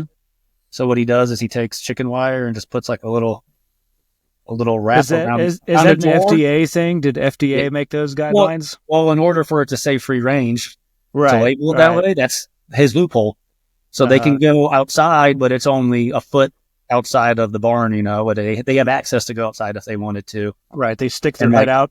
Yeah, like all the organics. But he kind of opened up my eyes on like what it took to grow something that fast, and there's stuff that you can use that's still considered organic, and for them to grow that quick. So, I mean, yeah, they're going to, in order to produce the amount of food that just needs to be manufactured, I don't know how much of a dent you can make immediately. It's going to have to be like a slow churn, because we'll have this issue with eggs, where there's a shortage and then the price goes way up because there's just... Well, you could just identify and say this is growth hormone chicken and this is, actual I guess organic free range chicken, and people can make that decision. Like you go to McDonald's, you're eating your growth hormone chicken that grew to be 10 pounds in 9 weeks, or you can eat real healthy chicken and pay more for it, which is kind of what we're doing now. But there's the lines are blurred in between. There's really no telling the difference, because we don't trust what like you just said, you just brought up that point. We don't trust what the loopholes are in the organic feed and, the free range aspects of the chicken that you're eating, or turkey or pork, beef, anything. It's interesting. Okay, you ready for the next question? Let's do it. Okay, so what are y'all doing for fun right now? Yeah, I work out. That's about all I do. Work out and hang out with kids. Nice. What about you, Nate? I already told you about my homesteading, and that's the most fun thing that I do right now. But because I've already talked about it, it's along the same lines. It's fitness and weightlifting, and it's something that I'd done in the past and walked away from, and I got really fat, and it was just obnoxious to me, and so I got back in the weight room and started working out for the betterment of my health, and it's something that I do look forward to every day, not because I have to, but because it's what I want to do. So, and it's fun, and I'm sure everybody in this conversation can agree with that. It's fun learning how to stay fit and stay healthy, and learning all the different ways to do it. And so I agree with Adam. It is fun. Yeah, me too. When next time we go to the lake, we all need to hit the gym. Let's do it. I think my fun part now of working out is understanding form. You're not going to see me pushing the weight that I once did, because I was doing it way wrong, and just to put up a big number. Ego lifter. And we talk about it all the time. I've done that phase, like in college. I mean, I was a strength and conditioning All-American, so I mean, I pushed the heavy weights, and that was back before deadlift. So I can proudly say that I'm a member of the 1,000-pound club, without deadlifts. I think I got to 1,100 off of bench, hang clean, and squat. But now it's just, you look better by focusing on form. Like, that's all I care about, is how do I look like I can bench 300 pounds. I mean, it's the difference between a bodybuilding athlete and a powerlifting athlete, essentially. My goal is to lift less weight, but look like I can bench 300. Show muscles, right? That's all it is, man. somebody says, "Hey, go pick up this couch," I can't do it. It just looks like I can. I love that. Yeah. See, I like being a mix of both, but yeah, I don't power lift like my parents did. It's funny. I don't think I ever went through an ego lifting phase either. Like, I remember trying to power lift when I think I was 19 or 20. Was like, okay, I'm gonna start powerlifting because I was working at the gym with my parents. This was like before I started at Nike, and I was like, okay, let's do this. And I just realized my shoulders hurt all the time, and I was like, this sucks. Like, yeah, I'm not gonna do this. Like, I'm gonna because dude, and it was crazy because like I was doing bench press all the time, and I was doing proper lifting technique and everything. But it's like, when you're maxing all the time, or when you're doing all that, my shoulders were just throbbing all the time to the point where it's like, oh, okay, I don't like that. I was like, that's nothing I want to do. So after that, I just started training more athletic. Is like, I'll push the weight, but I'm going to do a little bit less weight. I'm going to focus on technique, and I'm going to go slow and whatever. In the last 3 years, so I took a big break there in the little bit. The last 3 years, when I got back into lifting again, like I've started doing everything. Yeah. Like lower movements, very concentrated. And I'm trying to let my bones and everything all catch up to muscles. Muscles develop faster. And I think that was a problem in the past. I used to have to wear wrist wraps and all this stuff. And now I don't have to have wrist wraps or any of that because now everything's getting caught up with itself. And I like it way better. I'm never injured. I go to get massages and they're like, wow, you're like loose all everywhere. You're no tight muscle. Like, sweet, thanks. And it's just like, because I'm not doing anything crazy anymore, but still lifting and staying in good shape. So crazy. Yeah, I've worked out around your parents before, and yeah, they pushed some weight because we used to go to the gym together. So I would always, every Saturday, they would do their bench press days or whatever, and they're your parents and Dennis. I don't know if you've ever lifted with Dennis Wright.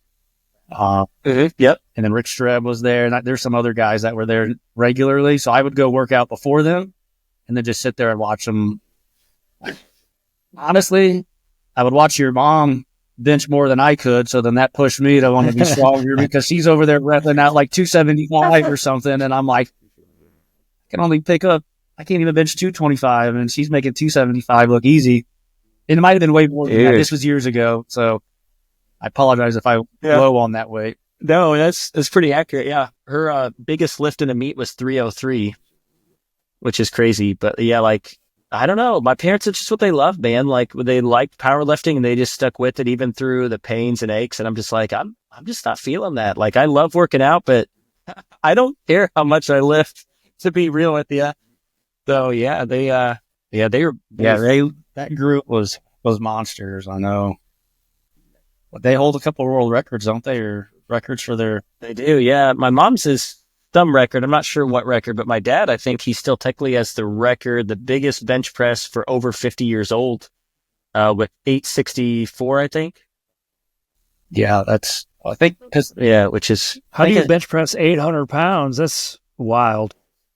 Dude, it's insane. And he had the thing, and it bothers him too, because he's done way more than the gym, but he's never been able to do that because he's done 900 benches at the gym. Like, but every time we went to a meet, like something would happen. Which makes sense. I mean, you're doing that much weight, like the smallest thing can affect how you perform. But yeah, he did 864 once, and that was, some type of record for over 50 in some federation, which I'm like, dang, that's a world record. It's crazy. Well, my biggest fear is to end up like Ronnie Coleman. It's not like we're going to be leg pressing 1,300 pounds or anything like that. But, on the powerlifting subject, just you may injure yourself more often in the immediate, but your long-term side effects could affect you tremendously too. So exactly. And it's like that with, in our age too. I mean, we're all in our 30s. And so you gotta be careful with how you're lifting weights. You don't want to be hurting yourself, at least, especially for me in my line of work. Like, if I hurt myself and I build decks, I can't even work because I tore a pec or something like that. Or even minor muscles, it does affect, like on a really intense leg day, it sucks for like a week after that. Yeah. I'm trying to hit a good point though. Go Sorry, ahead. Continue. No, you go ahead. Oh, I was going to say you hit a good point just a second ago with that. Like, I think there's extremes, right? So like lifting weights is great, but powerlifting is probably not good for your long-term health. Just like if you running's good, but if you run marathons all the time, that tends to have an adverse effect on your body as well. So it makes sense that there's extreme levels to that too. Agreed. Cool. Okay. So fun is hitting the weights. I dig it. Okay. So we covered a lot today. So if we were to sum up your life into a story, a book from when you were born to now, what would that story be called? It's a great question. I'll go first. And I've hit on it a few times too while we're talking, and that's make mistakes. You don't necessarily have to do it on purpose, but go out there and make mistakes and learn from it and grow. Just make mistakes. Don't be. What were we going to say? Don't be afraid to make mistakes, I guess would be the best way to put it. But I guess that could be good for all of us. I mean, Ricky, you said you've been looking into the entrepreneurial side of things, and I've done that for years. I've always thought of ways to be my own boss, and then I just never pulled the trigger. So that's a good point. Don't be afraid to make the mistake and make the leap.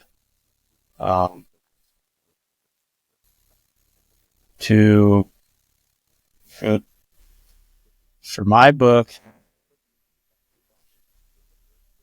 I guess it would be would kind of be like consistency and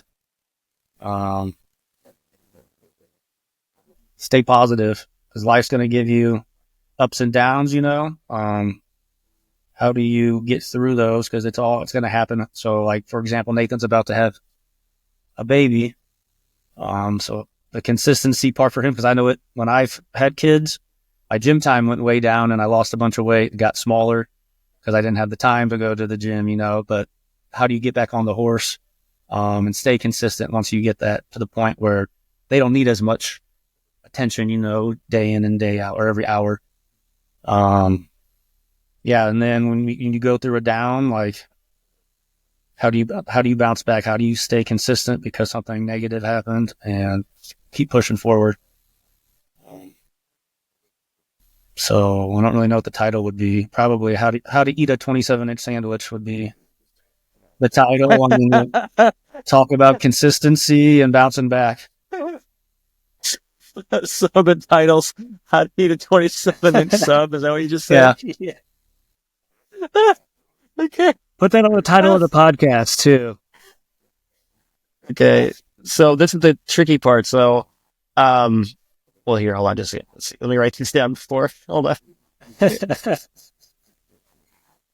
Okay. So, because what I do is whatever we come up with for the story is going to always be the title of the thumb, like the YouTube video, the thumbnail, essentially. So since we have two, we have to decide together now. You got to decide together on what you want that title to be. So we have one that says how to eat a 27-inch sub, and then we have make mistakes. So do you want to fuse those together? How do you want to do that? How do you want to make the title? Eating a 27-inch sub is a mistake. Make it. Make that mistake. Okay. I have to have both of you sign off on that if that's what you choose. So you guys gotta that works for me. Okay, so hold on. Let me write this again. How are we? So this is a long title. What do we got? No, because so Adam was on consistency.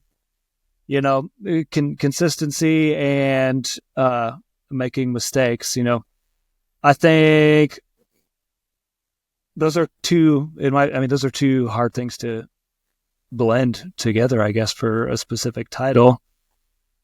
All three of us are pretty good at spitball now, judging from our business plan. So how can you join not being afraid to make mistakes and consistency together, Adam? Well, put me on the spot.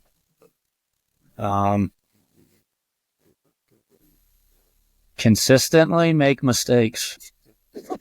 Yeah, it could be something as simple as being consistent and making mistakes. Still like the sandwich one, but Yeah, I mean, I think it's got a nice ring to it. People are going to tune in because they'll be like, what in the heck is this podcast about? that's clickbait right there. It is. Make mistakes, eat 27-inch sandwiches.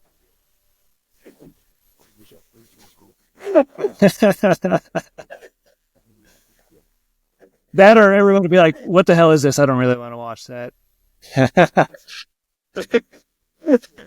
Like, wait, how do you do 27-inch sub and this thing's 2 hours long, this podcast? Yeah. What are they possibly talking about?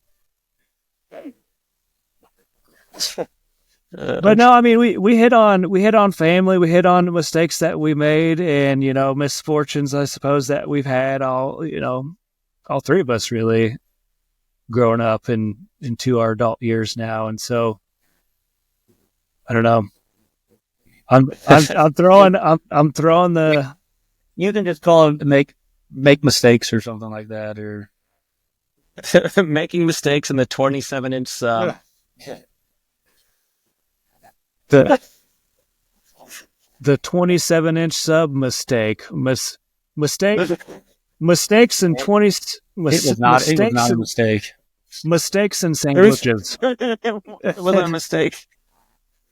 Well, then we can't even use it.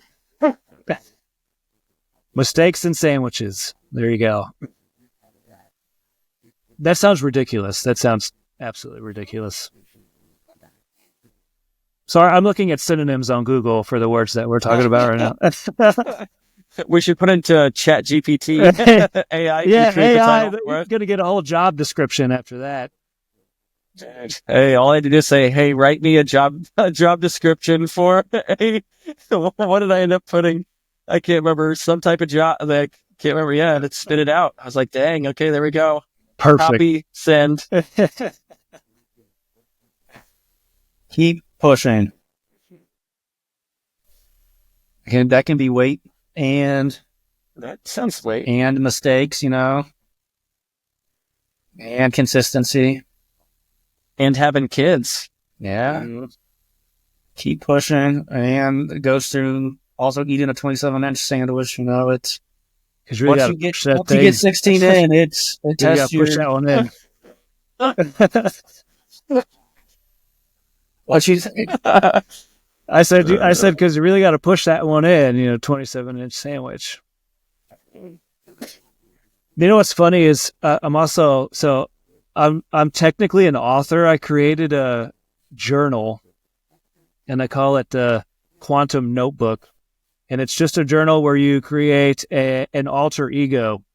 And essentially, that alter ego possesses every single quality that you've ever dreamed of possessing.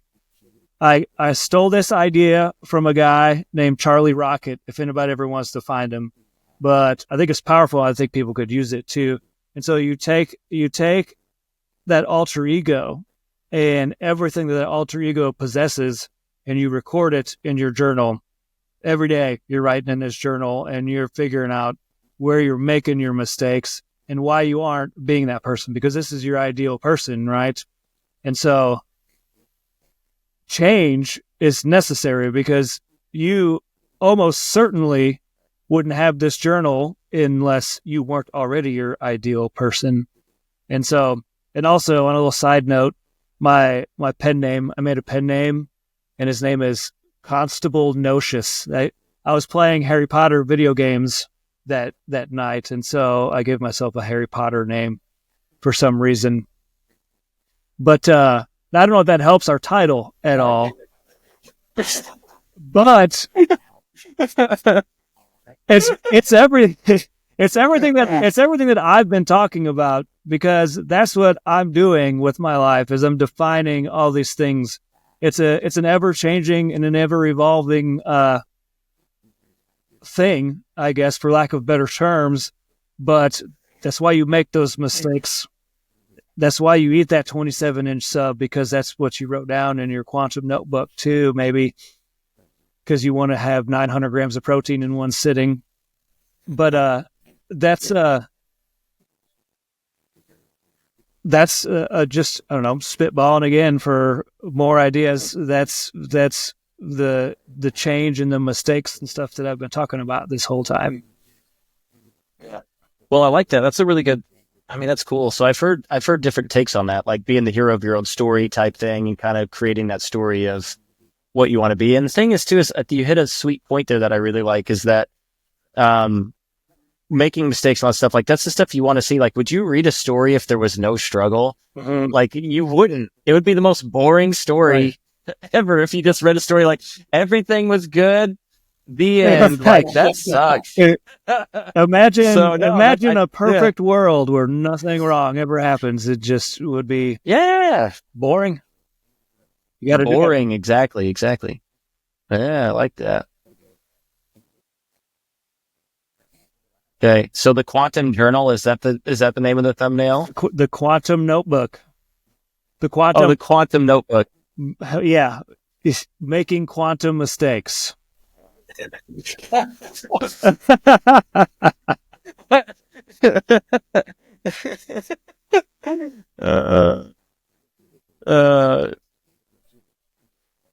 some reason that reminded me, did you all ever watch Dude, Where's My Car? Yes. Once. A long time ago. For some reason it made me think of the Continuum Transfunctioner. I don't know why. And then I was just thinking Zoltan the whole time. Are you using AI right now? I'm going to do a name generator. Well, you're going to go to Chat GPT. What can I help with? Oh. You can type and then you just give it prompts. So trying to come up with a podcast title that includes, and you just put in whatever stuff we talked about and it'll shoot out a title. Weightlifting. Sandwiches. Mistakes. Change. Lifting, sandwiches, and missteps. There you go. What? Wait. Lifting, sandwiches, and missteps. Building strength through change.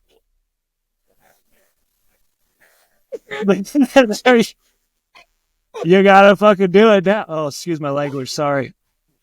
It's okay. I don't edit that.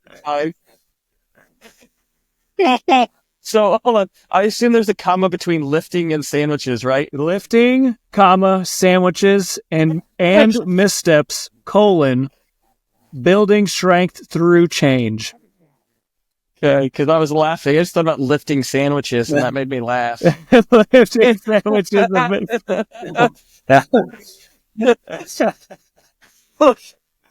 Lifting sandwiches. Hold on, let me add 27 inches, see if that changes it.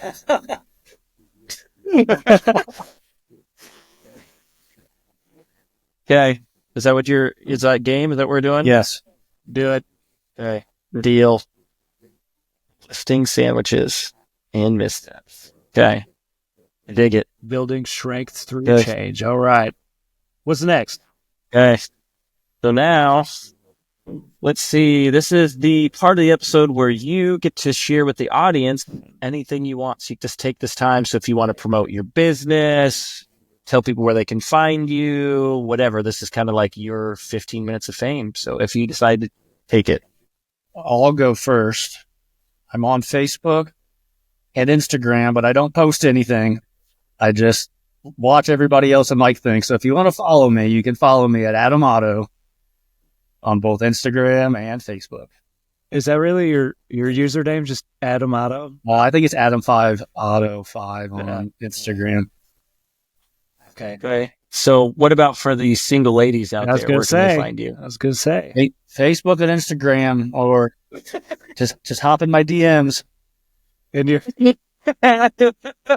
or in your commercial meat industrial plant somewhere too. Yeah, don't.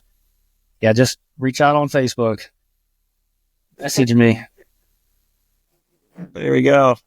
You're going to get some DMs after this one. I don't want to put my phone number out there. Otherwise, I would do that. But okay. How about you, Nate?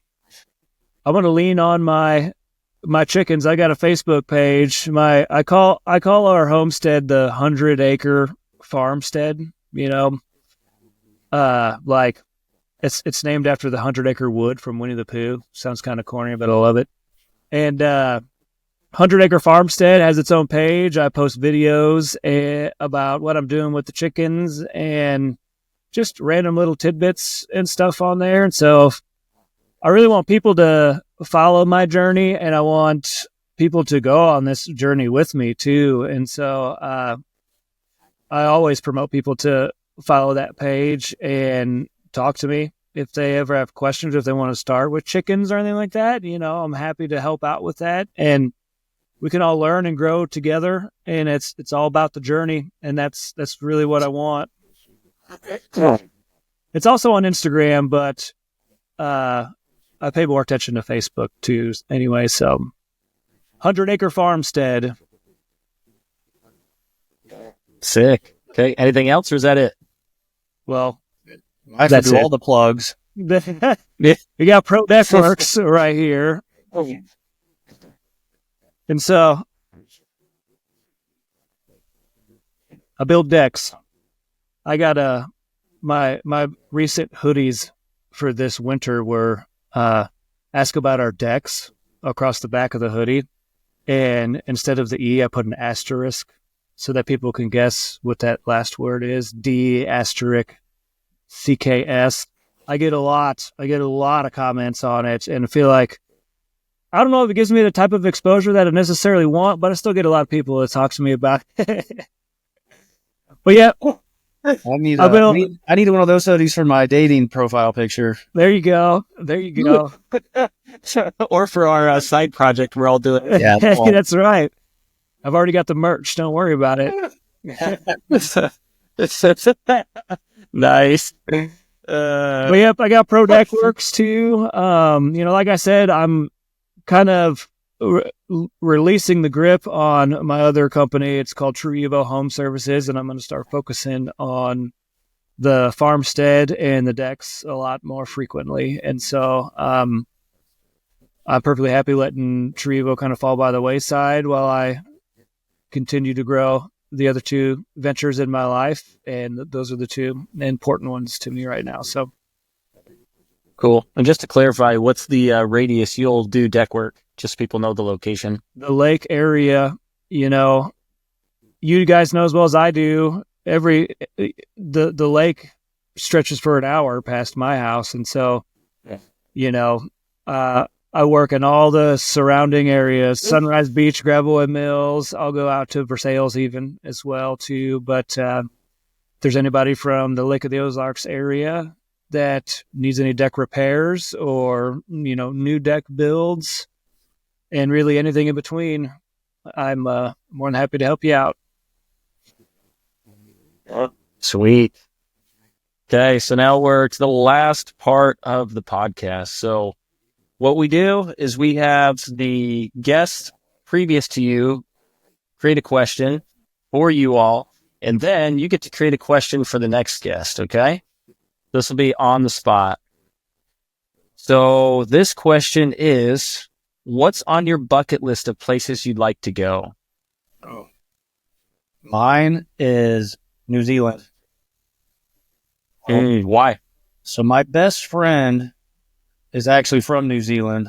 So he goes back yearly for like 2 or 3 weeks and just sends me pictures, and I've always wanted to go. And he talks about too, we've got this plan where once I'm ready to pull the trigger on a $5,000 plane ride ticket, that we're going to rent like an RV and just kind of go like mountainside, hillside through New Zealand, exploring all the little towns and stuff. I also have to wait till my kids are old enough that I could go away for a little bit longer. But yeah, just experiencing New Zealand through somebody who's actually grew up there and lived there. It's my dream place to go visit. Yeah, you gonna go to Hobbiton? Probably. Just to check it out. I mean, might as well sightsee it. I mean, if you're gonna be in New Zealand, you might as well go check that out. Yeah, and see all the sheep. I think there's like 3 or 8 times more, some crazy number more sheep in New Zealand than there are humans. So I'm assuming hillside would be a lot of sheep, but yeah, that's my dream place right now. I also wouldn't mind going somewhere where you can swim with some pigs. That always seems kind of cool. You could do like, Say swim with some pigs. Yeah. Swim with pigs. the pig beach. Yeah. What is that? I don't even know what that is. Oh, you got to go look it up. Oh, they're like massive pigs that just live out in like the ocean, and like you pay to go like waddle around with them and feed them and like pet them and stuff, and they're super friendly. But it sounds like you guys are making this up. That's real. Yeah, it's real. That is real. Okay. All right, then I'll look it up. They're like real hogs too, not like the little small ones. Like Yeah. they're big guys. And Dude, I've never heard that before. That's hilarious. I don't know, Adam, if you know, is that like a private beach or is that a public thing? I mean, is it somebody's? I'm assuming you get to pay to go, kind of like scuba diving or snorkeling, type of thing. Like you have to pay to go because they're only in like a certain area, I think. But I know I don't know this, but I'm imagining that there's more than one place that Does it? these pigs, that these pigs live, and I think they're just friendly because they've been feeding them for so long. Now they know where to go, and they're like domesticated almost, but they're still wild because they're used to human interaction. But Yep. Okay. I never even thought about that. I'm going to look that up. cool. Okay. Learn something. What about you, Nate? Bucket list would be actually Central America and it just Mayan ruins and things along those lines. I mean, it's not just one country. It would be several places. And so that type of stuff interests me a lot. And there's several different places that I would want to go see and experience for myself. And vast majority of them are right down there, Ecuador, Mexico, maybe a little farther south in Central America as well. And so that's where I would want to be. And that's not too expensive. That's not too far away, I don't think. Or at least it's not far enough to cost $5,000 to fly down there. That's for sure. So yeah, I think it's like a 32-hour flight to I'm sure it is down to New Zealand. Yeah. Yeah, they're like a day and a half ahead of us. So see, my biggest obstacle would be the amount of time that I would want to spend down there because it wouldn't just be like 1 week. It'd be like 3 or 4 weeks that I would want to spend out there. So it is something that I will do at some point in my life, just not right now. Because like Adam said, we all got kids and we got other responsibilities. So we'll get there one day, though. Okay. So what question do you all want to leave for the next guest? what's the biggest sandwich you've eaten? I knew that was coming. What's your favorite sandwich? Biggest sandwich. The next guest would be like, what type of question is that? I don't know. Like this? I don't know. It's a sandwich. Oh, that'd be so good. No, I would say my answer would be, what are you afraid to do? Like, what do you want to do that you are afraid to do that you haven't done yet? Would be mine. Yeah. Your ideal ego, your ideal person. What's the one thing that you're afraid to be that you just haven't been? So let me, I'm going to write this down, but I want to word it right. So let's say that again. So what are we saying? So how did I start that? Now I forget exactly because I worded it perfectly before when I first said it. Adam, do you remember what I said? Because I don't. No, it was what? I think you said it's what's one thing that you haven't done that you've been afraid to do or something like that. Yeah. I don't know. What's one thing you haven't done because you're afraid to do it? I guess, that, but there has to be a stipulation because it's got to be something that you want to do. Like, I'm not gonna jump out of a airplane because not only would I be terrified, but there's no reason to do that. What? But what's something that you want to do that you're afraid to do that you haven't done yet? What goal haven't you tried to accomplish? It doesn't have to, it doesn't have to be a goal or anything either. Just. So what's one thing you want to do that you've been too afraid to do? Yeah, that's a good way to word it. Or you're thinking something like that? Yeah. Okay, is that fine by Adam too? Yeah. Works for me. Sick. When he gets off of Okay, there, and then- he's going to go get a Five Guys sandwich, right? No, With with 2 pulls of pre-workout before he goes to do his workout. That's too much grease and fat. Actually, Five Guys has been voted the worst, unhealthiest like fast food place. So don't eat there at all. Which Wait, unhealthiest? Yeah. Really? That surprises me. It's just is that the restaurant you were talking about that you always go eat at? which Five Guys is cheeseburgers. Oh. My normal bad. my normal go to is Jersey Mike's. That's what I was thinking of, Jersey Mike's. But So yeah, you go Five Guys, I Jersey. think it's just due to the what they cook it in, and then it's not very lean hamburger, so you're probably getting 140 grams of fat cooked with vegetable oil or something. Yeah, that's what I was curious about, what metrics they were putting that towards. But I mean, that makes sense. It's pretty high calorie looking at all the Yeah, stuff if on you- there. And Do you ever Yeah. have you ever been to Five Guys? Five Guys? Dude, I go there all the time. Do you? Or I used to go there all the time. Yes. The amount of fries they give, haven't eaten the there in a amount of while. fries they give you dipped in grease are pretty hefty as well. They don't Dude, it's insane. You get a small fry and they're like, here's a cup of fries with a bag full of fries. Yeah. And you're like, they give you all the fries and all the grease. You don't even like dump the grease out. They literally just your bag soaking through. Like it's wonderful, but yeah. it's not something you It can is. eat every day. Yeah, for sure. I mean, if you could. Okay, so anything else you guys want to, I mean, yeah, you could. But anything else you guys want to share before we close down the podcast? I don't think so. I could share that I got to put my kids to bed. Yeah. Sweet. Yep.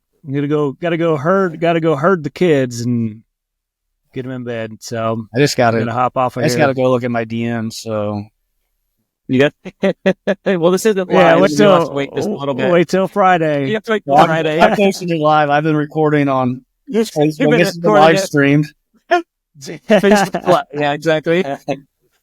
I dig it. Well, hey, it's been awesome having you guys on here. It's cool. I always like doing this because it's, even if I've, and we've known each other, for quite a while, but, Nate, we really haven't met, but I think it's cool to be able to have a position like this where we get to ask questions and just get to learn more about each other. So, I'll keep y'all in touch because I think it'd be great. One, we need to work out together. And then two, if we ever want to do a spin-off episode where we have a fine target of maybe like something we want to talk about for like 30 minutes, 40 minutes, we can totally do that. I'm game. Yeah, I would recommend. Maybe we could have a sandwich eating competition. I that's don't what- know. Maybe we that's should what do it something needs like to that be. for fun. I would recommend too for your guests to read the questions and think about them before jumping on it too, because it makes it a little difficult when you're sitting here like, that's a really good question, and now I have to tell my story in 30 seconds. Like, Well, that's why I send them out in advance. I know, but you get busy, and I forgot to send the pictures Yeah. too. Like, I said I'm gonna send some pictures this weekend, and I totally forgot because my kids have been sick, and we just got busy. I get it. So yeah, I looked at it. I looked at it for a little bit, like 30 minutes as I was driving in, and then I was like, "Oh yeah, I'm screwed." I just liked how you were like, Nate, you want to take this one? Yeah. Well, you go ahead and like introduce yourself. I'm just like, "Yeah, I'm Adam." I'm Adam. I'm single. I like sandwiches. Exactly. So good. Okay, cool. Well, it was nice having you guys on, and it's been awesome. So we'll do it again sometime. Okay. All right, cool. Sounds good. good. Okay. Thank you again, and I'll see you later. See ya.